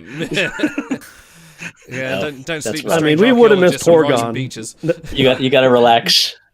Well, not to steal from one of the things that you'll probably bring up later on about the episode, but if I remember correctly, and I didn't look this up beforehand, but if I remember correctly, because season 6 and season 7 had issues with staffing and with writing because of other things going on. Obviously, DS9 is coming up, and then they're transitioning from this. But they like didn't have an episode ready to go, written or anything for the film order that they were going to do here, and everybody's like, "Crap, we need something." And they said, "Okay, I'll come back tomorrow and I'll have you an episode." And it was, here's the treatment. Riker has gone crazy, and he's at a funny farm, and we spend the entire episode trying to figure out if it's real or not. And and they said, "Great, can we film it tomorrow?" And that was it. You pretty much bang on with how it was produced, so yeah, I won't go for the whole blur, but that's... Apparently there was another story that was supposed to materialise, didn't actually turn up, so they had to very quickly come up with this one, which was another pitch that was put forward by Brandon Braga. Would you say that the other episode, you know, what they got back didn't live long, fortunately? Yes, to get your motion picture. Okay, a little background. This was written by, as you know, Brandon Braga, but this was directed by James L. Conway. You may know that name from good episodes such as Broken a lot Bow, of credits. The Way of the Warrior, Death Wish, Duet, and also Justice. Just for that link. Oh, I'm being invaded. Hang on. You guys carry on for a second.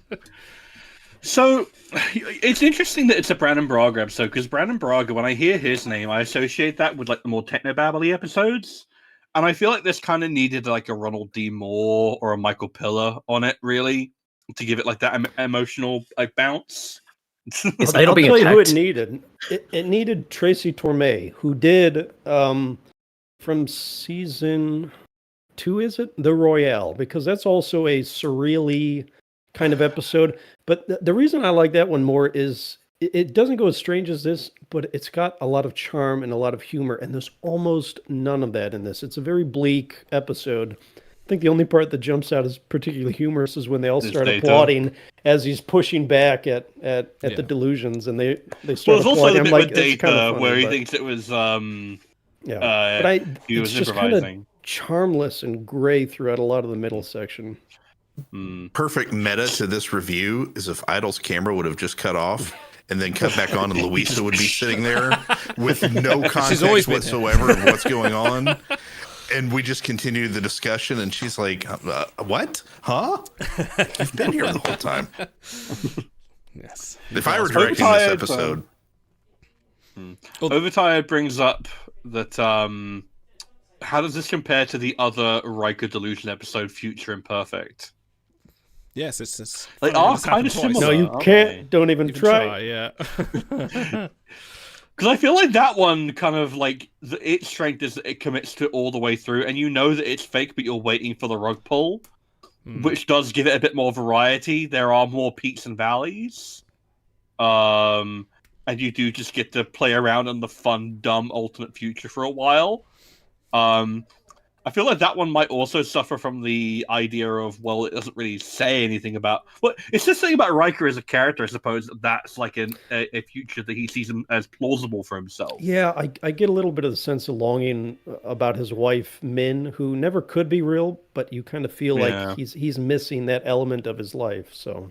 Yeah. Oh, yeah, there is a clear message in Future Imperfect, and it's like reality is still preferable over this utopian fiction. Well, because Geordi's incompetent, and who would want that? So, right. Don't even. Well, because it's also what Riker wants. He wants to be captain of the Enterprise. He wants to be, he wants to have a kid. Well, I don't know. Does he want to have a kid? I don't know. I don't imagine Riker really thought about it, but. We're now deconstructing a different episode instead of the one that Idol drafted. It's not just wow. It's not just Riker's like fantasy world there. It's the kid, right? It's the alien kid's fantasy. Like he's there, but he's like, it's like, hey, let's come into reality. It will be better than living in this cave with holoprojectors. Yeah. Okay, fun game before we move on to get a loaf of bread out. LaForge had the least amount of lines this episode, to the point where I wasn't even sure that he was in this episode. A shiny golden bar of latinum for whoever can tell me the exact number of words he had in this episode, or closest. 7. Okay. I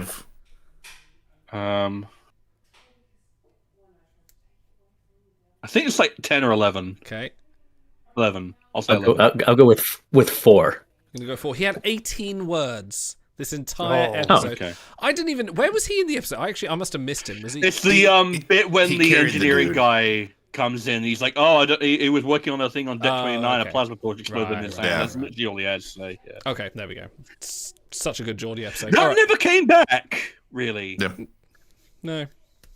Hey, you get paid for those 18 words. Same as everyone. The residual checks come no matter how Don't knock many it. words. That's your hot acting tip there. Okay, it's time for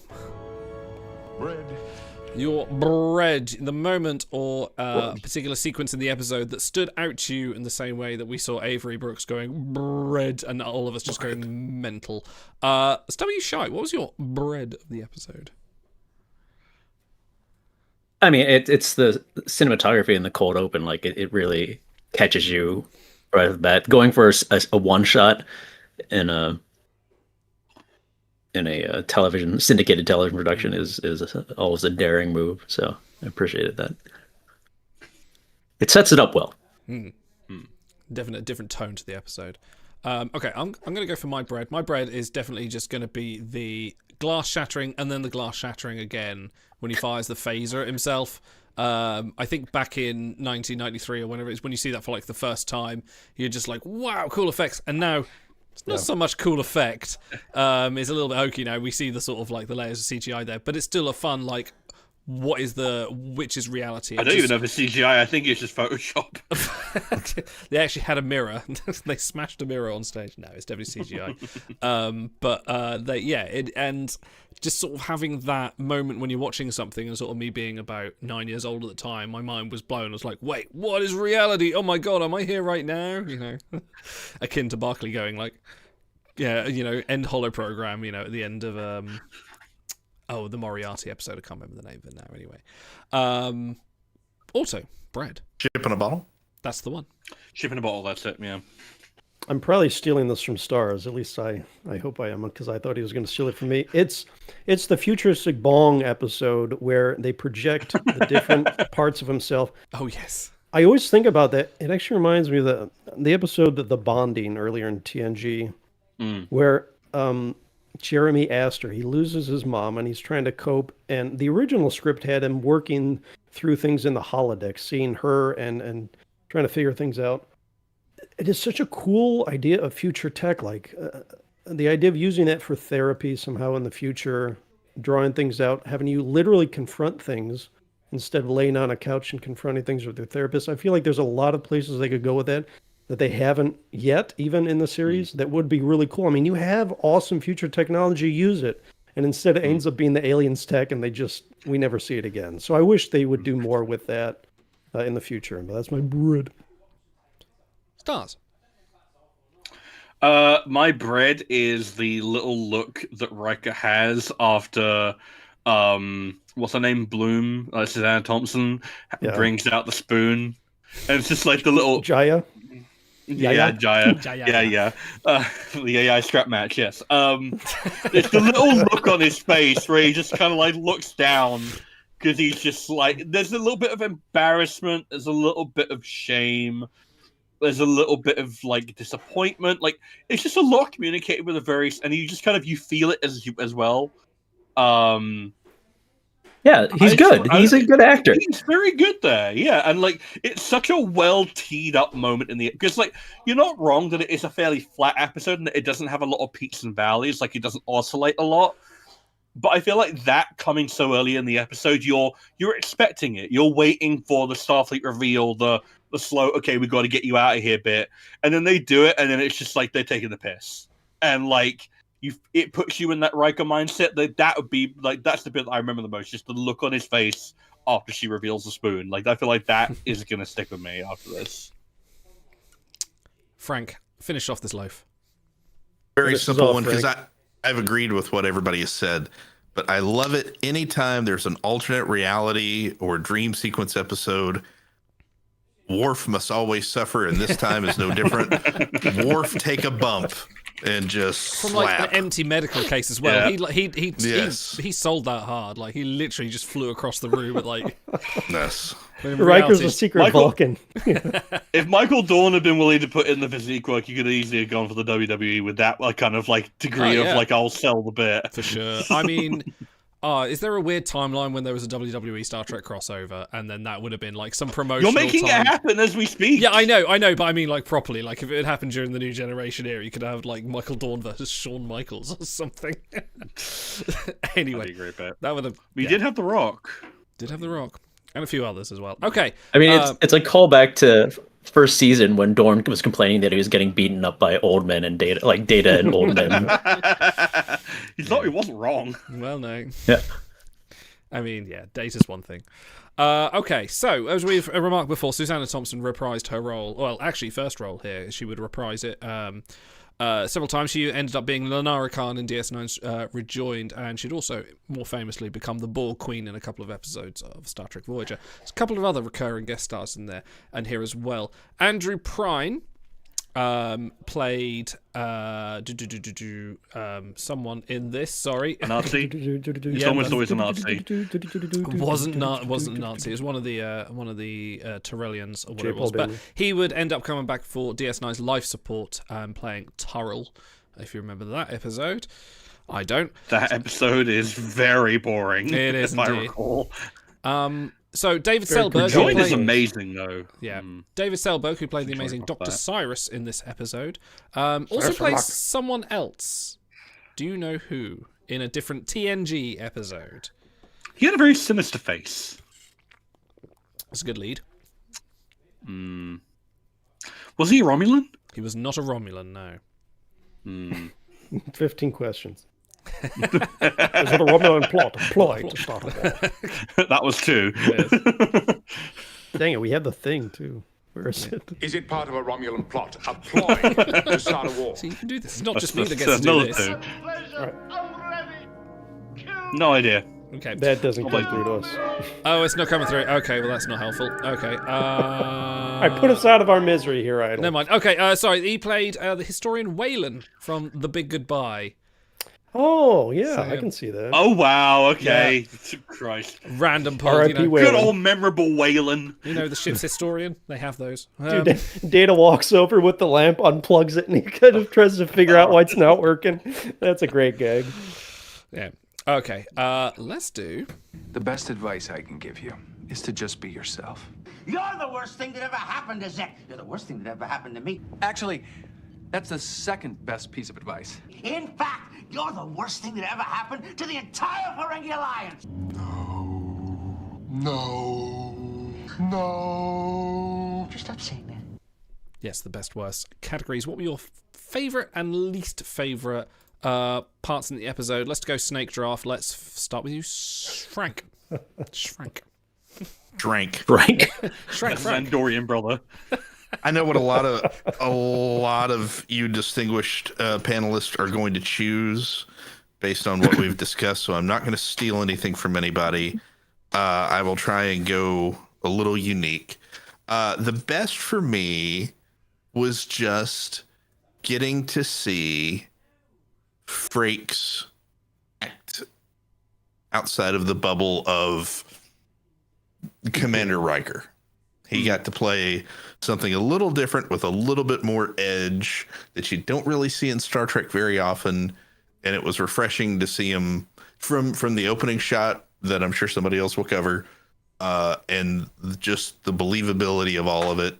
You thought for a second maybe he is crazy, but then the worst, kind of in the same vein, was just the pacing of all of it, because we stay with Riker pretty much the entire episode. And there's periods where you're thinking, okay, can we cut a few minutes of this? There's no B plot. It's just, where's the rug pull? Because I know we've got episodes coming in the future, and I know he's not going to be away on a funny farm forever. And, where's the point, And it just kind of ends and you never hear about it again. And it's like, celery. How many Frank's it's kinda celery hard. sticks out of 10? It's kind of hard to pull away because where do you if you go back to the ship, then that Yeah, kind of break it shatters in, the yeah. illusion. Yeah. You don't really care about the other patients, sadly. I mean, maybe they could give you a reason to care about some of the other patients, but there's nowhere really to go in this episode. You're kind of boxed in. Well, they could have had a B plot with the spoon, where the spoon could have actually done something.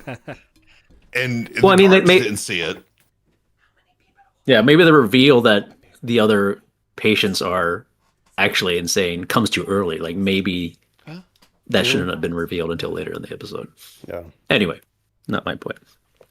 Shy, what is your best and worst? I mean, it's parallel to what Frank was saying. I actually like Riker's play within a play acting. I mean, that's a surprisingly hard thing to do, to be acting well enough that you don't seem terrible, but to let the audience know that you're in a play. Like it's like on an animated show, like an anime when they're watching something animated and the animation's not as good as the animation in the animated show. Yeah. Or vice versa, or it's extremely good. But, you know, there's some contrast there to let you know. That's a very meta moment. I like that. And the worst moment for me is the ending. It's so tacked on, and I don't know what they were thinking there with that ending. Is it 2 minutes, that ending sequence? Like, how long is it? It's so. It's just, both TNG and Voyager are a little bit allergic to certain parts of serialization. They're like, no, we can't drag this in. We've got to put a capstone on it. And never heard from again. Yeah, but I mean, compare that to sometimes I like to Picard being like, I could have sworn I saw 5 lights. You know, like that's a chilling ending to Chain of Command, and we get nothing of that from here. It's funny how that never gets the kind of Borg treatment. You never kind of get the home for Chain of Command, really, when it's probably equally as impactful. Well, it's like for Picard, right? How much there's like a degrees of PTSD. Like my hip hurts, so I don't notice my back hurting. So like his Borg trauma is so bad. Like the Chain of Command trauma is like nothing. It's like, oh, that's nothing. Kids, that'll sort it all out. He was lucky never to see another Cardassian again, so it was fine. That's true. Stars, I believe, is next. I think my best moment might be like we did remark on how there's very little humor in this episode, but I think the bit where Data comes up to Troy and Riker in the hallway and comments on him on his improvisation is genuinely really, really funny. And I feel like that it's perfectly pitched, because if it was anyone else, you would feel like they were sparing his feelings. But because it's Data and he's so painfully sincere, you know he means it, and that makes it hit just that much better. He's not wrong either. Like, I bet Data's going to try to incorporate that part of Riker's acting into his future performances. Yeah, he just starts throwing people around the stage. It's like, I am improvising. And I actually, I'll extend that out to say that I think like Brent Spiner does a really good performance in this as well. Like I think he does the part of the Doctor quite well. And it's one of those things where like you can tell that it's Data basically picking a pitch, picking a tone, reading off the script through as a computer would. But Spiner is a human being who has to do that and sell you that, which is like kind of an underrated part of his performance, where he has to like layer it like that. Like we were talking with an actor acting, exactly like with Freights, like having to act like as if he's acting. It's honestly better than any of his lore acting ever was, because Laura's a bad character, but especially in the facial twitch era. This is just madness on this podcast. Look, you can draft a lore episode if you want, Shy, but draft Data lore, I dare you. Wow. Speaking of awkward Wesley moments. Yeah. My worst moment, I actually think I would have to agree with Otto that it's the stuff with Mavek where it's like he's sorry. Where it's just an orderly like galling another like a person in this like, and like guess what? I'm sure that's realistic. I'm sure that they actually do that because people are assholes like that and they got to get their kicks somehow, because it's underpaid, shitty work, and it doesn't exactly attract people who are always the nicest. But especially in like the wider frame of the episode, it kind of hurts your belief of the illusion because it comes across more as like exposition with an accent. It's like, we have to tell you that yes, you killed him, like in the play, but like we can't have another, we can't have Riker say it, we can't have another patient say it. Like, I feel like it would have been more effective if they had another patient say it. Like, he tries to reach out to another patient and they don't want anything to do with him because he's a violent murderer or something like that. Like, that would have been a more thoughtful way of doing it and would have drawn on more characters in like the wider asylum. But instead, it's just like, no, it's just a guy being a dick and then he walks off. And it's just very jarring because it doesn't even really come back. Mavic just kind of continues to act as an orderly for the rest of the episode, so he doesn't have this weird animus against Riker for the rest of it. It's just a bit odd. I just steal a point, and steal a part of Auto's point as well before about putting a moral story and kind of have like a what if. This could actually have been tied to like a previous Riker trauma. Similar in the way kind of like flashback involved like Tuvok's trauma, like coming back to involve like an alternate reality kind of situation. This could have been something Riker had happened in the past that these aliens were extracting and using as part of the thing, and maybe that could have been the hook that kind of tied this together, but maybe they just didn't have time to put it in. Sorry, well, idly thinking. So Second Chances comes 3 episodes after this, but if it had come earlier, you could play on like, are you really Will or are you Thomas or... Oh, that'd be so much better, actually. Oh, if it was a Thomas episode, that'd be great. Yeah, that'd be a really good rogue pull if it was just actually, and like Will. That's what I was looking for. Make it Thomas from the start, and everyone thinks they know that he's going back to the Enterprise, but he really isn't because he's not Will. He's Tom. They could have done that. Yeah, that would have been. And he pulls off his. He pulls off his sideburns. I tell you what, Shai, I am still waiting for that moustache to come off. Like, Nope. That sucker's got epoxy on all the way along. Is there who is going to kill who first for when we eventually do that episode, and who's going to try and get to the Riker beard pull first? Because it's so I'm going to server mute all of you and then go, my best. I may have to do like a random number generator for that one. But go on, Idle, what's your best and worst? Oh, was I next? Okay. I think my best has actually turned from... I mean, I can't really just say the tone of the whole episode because that's just... We just watched it. But I'm going to go for the funny pick and how much Beverly just... The only thing she gives a shit about is just like, did we sell out? Did we get enough tickets? Like, enough people there? I don't give a fuck about your trauma. No. Dude, she must have been channeling a couple directors she knew. It's like, imagine makeup. So yeah, you were there, and you still have this cut. Don't care. Like, just rein it in, Riker. Get it sorted out. Otherwise, I'm gonna have to get John Luke in there to do this. I also like how she has different undercover makeup, and then goes back to the bright red for the day-to-day work. Listen, never said she wasn't full of style. Unlike Troy's makeup this way. No, I'm not going to make that my worst of. My worst of. I don't know. I kind of think I'm going to agree with Shai, and that the ending was very much like, oh shit, we've run out of time. Let's just do something. You wake up at a table, then you're back and you're fine. Okay, no worries. And you've got a new shiny new knife that's weirdly curled for no reason. But there it is. Could have been like a Power Rangers like prop. That it really looked like it should have like you expected someone's going to blow into Lizard on it. Yeah, blow into it like a flute, and then a Megazord turns up. Actually, that would be badass. He turns to each of them and he goes, "And you were there, and you were there," and he looks at the knife, "And you were there, and you have never seen before." And you were there. Yeah, okay. Auto, best and worst. Since you stole my worst, I'll just say kind of that black hole of pacing in the middle. Riker's talking to Suna in his room, then he goes to the common area and they talk some more, and then they go back to the room and talk again with Suna, and I'm like, all right, we're stretching a little bit. And that does then dovetail into the magic bong that projects everyone, and that's cool. But like the 10 minutes before that is like, all right, I'm checking out a little bit mentally.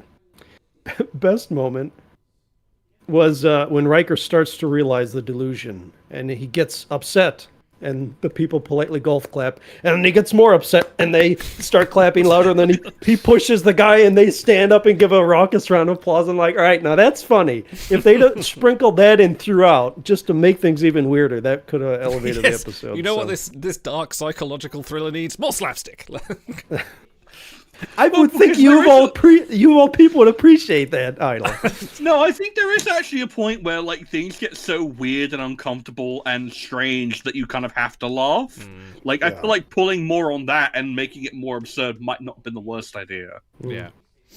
Like if he had pulled Lieutenant Sona onto the stage and started like roughing him up, and Worf turns to Geordi and goes, "I like this part."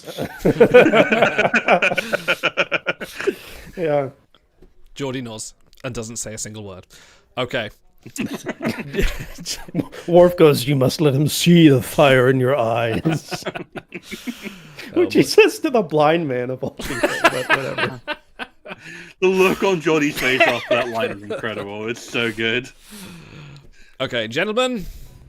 I can show you my rating code. Schiller rating 3.5. Associational rating norm -3. That's much too low a rating. I'm just not accustomed to seeing an unsatisfactory rating on a member of my crew. Finally, after 90 plus episodes, I figured out a decent segue for that clip.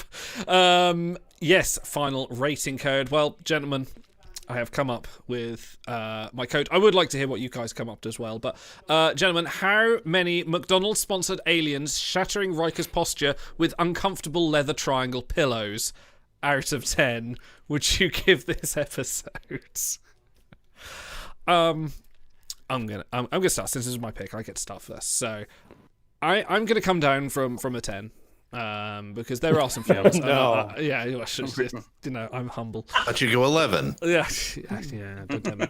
No, this definitely aged differently, and I think from the like Star said before, there are probably 2 times you can watch this: one to watch it and one to watch it and figure out where the little clues are, and then after that you know the beats and you know what's going to happen, and the rest is just kind of getting a little bit turgid. So yes, thank you, Overtime. Here it comes, 8.8. 8.5. No, you know what? I'm actually going to give this. I'm going to stick to my heart. I'm going to give this an 8.5. I'm going to keep the trend going. Oh man, I think it does stuff. I like solids or halves. I won't go any further than that really. But yeah, this is. It does you suffer do you, baby. From a little bit of pacing, and it needs a few little hooks. And I don't necessarily agree that it needs a big moral message or anything to take away with. I think something can just be enjoyed as you watch it. And there are a few questionable Riker Frakes acting choices, like his Kal-El, no. But apart from that, yeah. But it's still a brilliant episode. I still think it's a really unique piece of Star Trek that deserves to exist, to be different, like Far Beyond the Stars as well. That's another example of a kind of a good little piece of Star Trek that's very different. That's very unlike the rest. You know, it's not essentially a Star Trek episode because it's mostly like a flashback for Benny Russell and alternate reality, but it's very different. It's very focused, and this kind of sits in that same way and puts everyone in a frame of mind. Otto. Go for it. Sorry, 8.5 what? 8.5. You just want the hint, so you can say it. Don't look. Oh, we don't get to look. Sorry, you can't look. 8.5 McDonald's-sponsored aliens with really uncomfortable leather triangle-shaped pillows. Oh, shattering Riker's posture. There you go. Shattering Riker's posture. All right. So I pre-rated this a 5, and it was kind of meandering. There was a point toward the end where I felt like, all right, this is really picking up. They start shattering. He's breaking through the illusion, and the shattering starts to accelerate. Another one. I'm thinking, okay, how many layers does this onion have? And if they would have really gone for the ending, made it really weird, kept the viewers not sure what's happening as they go off, then it really could have sailed at the end and made up for a lot of errors. But they didn't do that.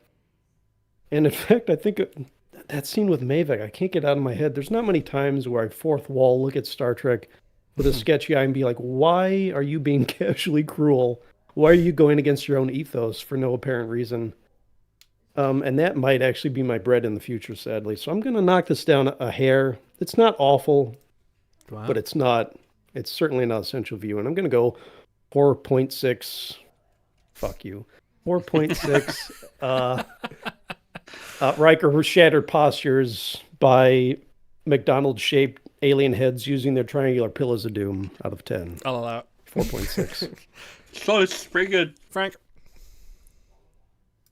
Of the 10 Star Trek featured films, this one is my 7th favorite. They didn't switch out the teleprompter after last stream. Crap. Frank, you got the wrong notes. Stick to the auto cue. It's a fine way to spend 42 minutes, but man, I would really like at least some of those minutes back. And thank God it wasn't 43 minutes, or I'd really start to get testy. It had some slight moments of humor, but in the scheme of things, it has nothing. I pre-rated a 7, I think. I don't remember. It's no Sub Rosa, is it? It's not. No. I'm gonna give this. I'm going to be outraged if this ranks less than Sub Rosa, by the way. There will be a full kickoff. Go on, Frank. I'm going to give this I was going to do 6.7 for the joke. 6.7. Nice. But I can't go that high. I think I'm going to do in the younger audience. Yes, the kids. This is Star Trek. I'm just going to give it a flat 6. Okay. Ugly, but still somewhat doable McDonald's face-shaped aliens that improperly and against medical advice gave Riker. I'm somewhat doable bit there.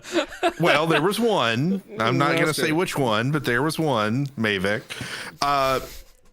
The leather-bound triangle pillow of doom that gave Riker a neck cramp, which is where he actually knew he was in the Matrix and not actually alive. Out of 10. Actually, I can't believe we got this far without mentioning the Matrix. That's wild. All right, 6. Shai, take us away.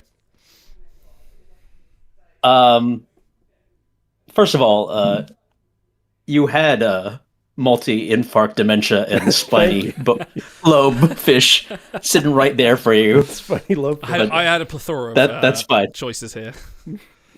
Yeah. I rated this timelines to that. Yeah. I rated this as 6 beforehand. I would subtract 1 for just the story and script, but I'm going to add the one right back for the cinematography and some of the early production value early on. So it remains a 6. A 6 McDonald's sponsored aliens with leather bound triangular pillows shattering Riker's posture. It's a good one. That's a good one. Very good. You know what? You know how it should have ended? It should have ended with Worf bursting in, but they've already done the lobotomy on Riker. Yeah, so then Worf just suffocates him with the triangular pillow. We can't save him. Put him out like Moogie. Yeah. And that's the end. That's the end of the hitting episode. Me. Yeah. Yeah. All right. Not my favorite. All right. By the way, sorry, I got to jump in because I know he's watching us right now. I do want to shout out Jay Chataway, whose music was not the wall of sound as we usually get in this era of TNG. Good musical cues throughout to let you know when things are a little bit off. So thank you, Mr. Chataway. Yeah, good stuff. Not enough. Da da da da da da da. Da da da da da da. Yeah. Stars. I think that my pre-rating was an 8.8. I think I am going to downgrade from that a little bit.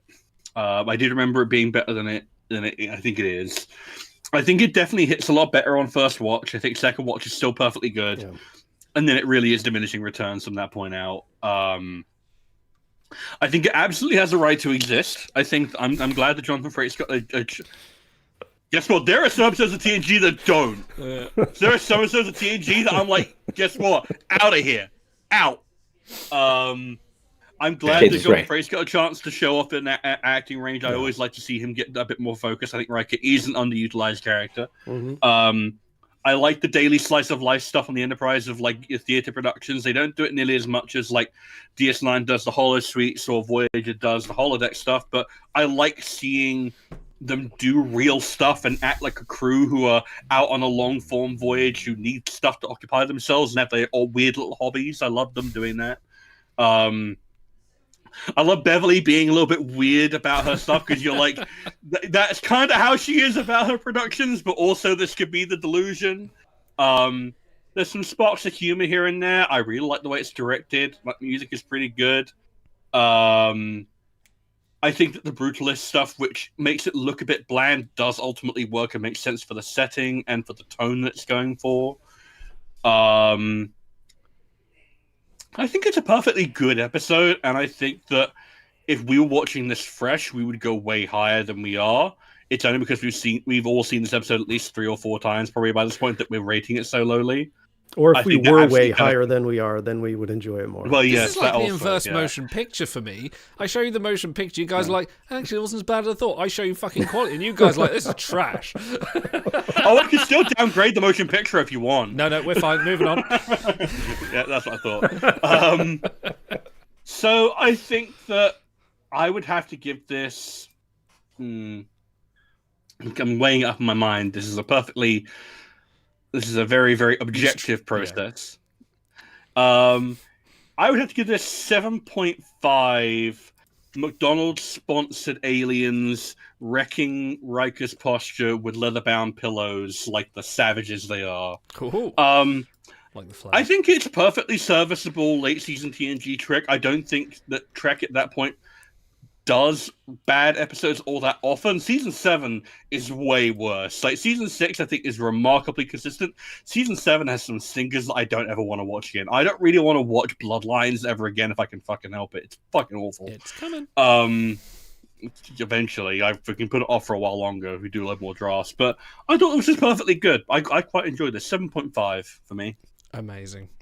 Well, at the end of that takes this episode to a perfectly cromulent 6.5 average, which sets it on fine company with To the Death, which we reviewed very recently as well. Just below Caretaker at 6.6, but above No Small Parts and Through the Lens of Time, which sit at 6.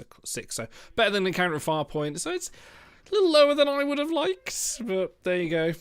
We can't all be expert Trek reviewers. Some of us have to pull the bar. I actually might change my rating just to adjust the average, but I won't do that. I feel I need to shift. No, thank you all for coming and watching us. Thank you, Shine Stars and Frank and Otto for joining us. For all of us, and me. I'm going to thank me for being here as well because it took great effort. Hey, you picked it. I did pick it. You here?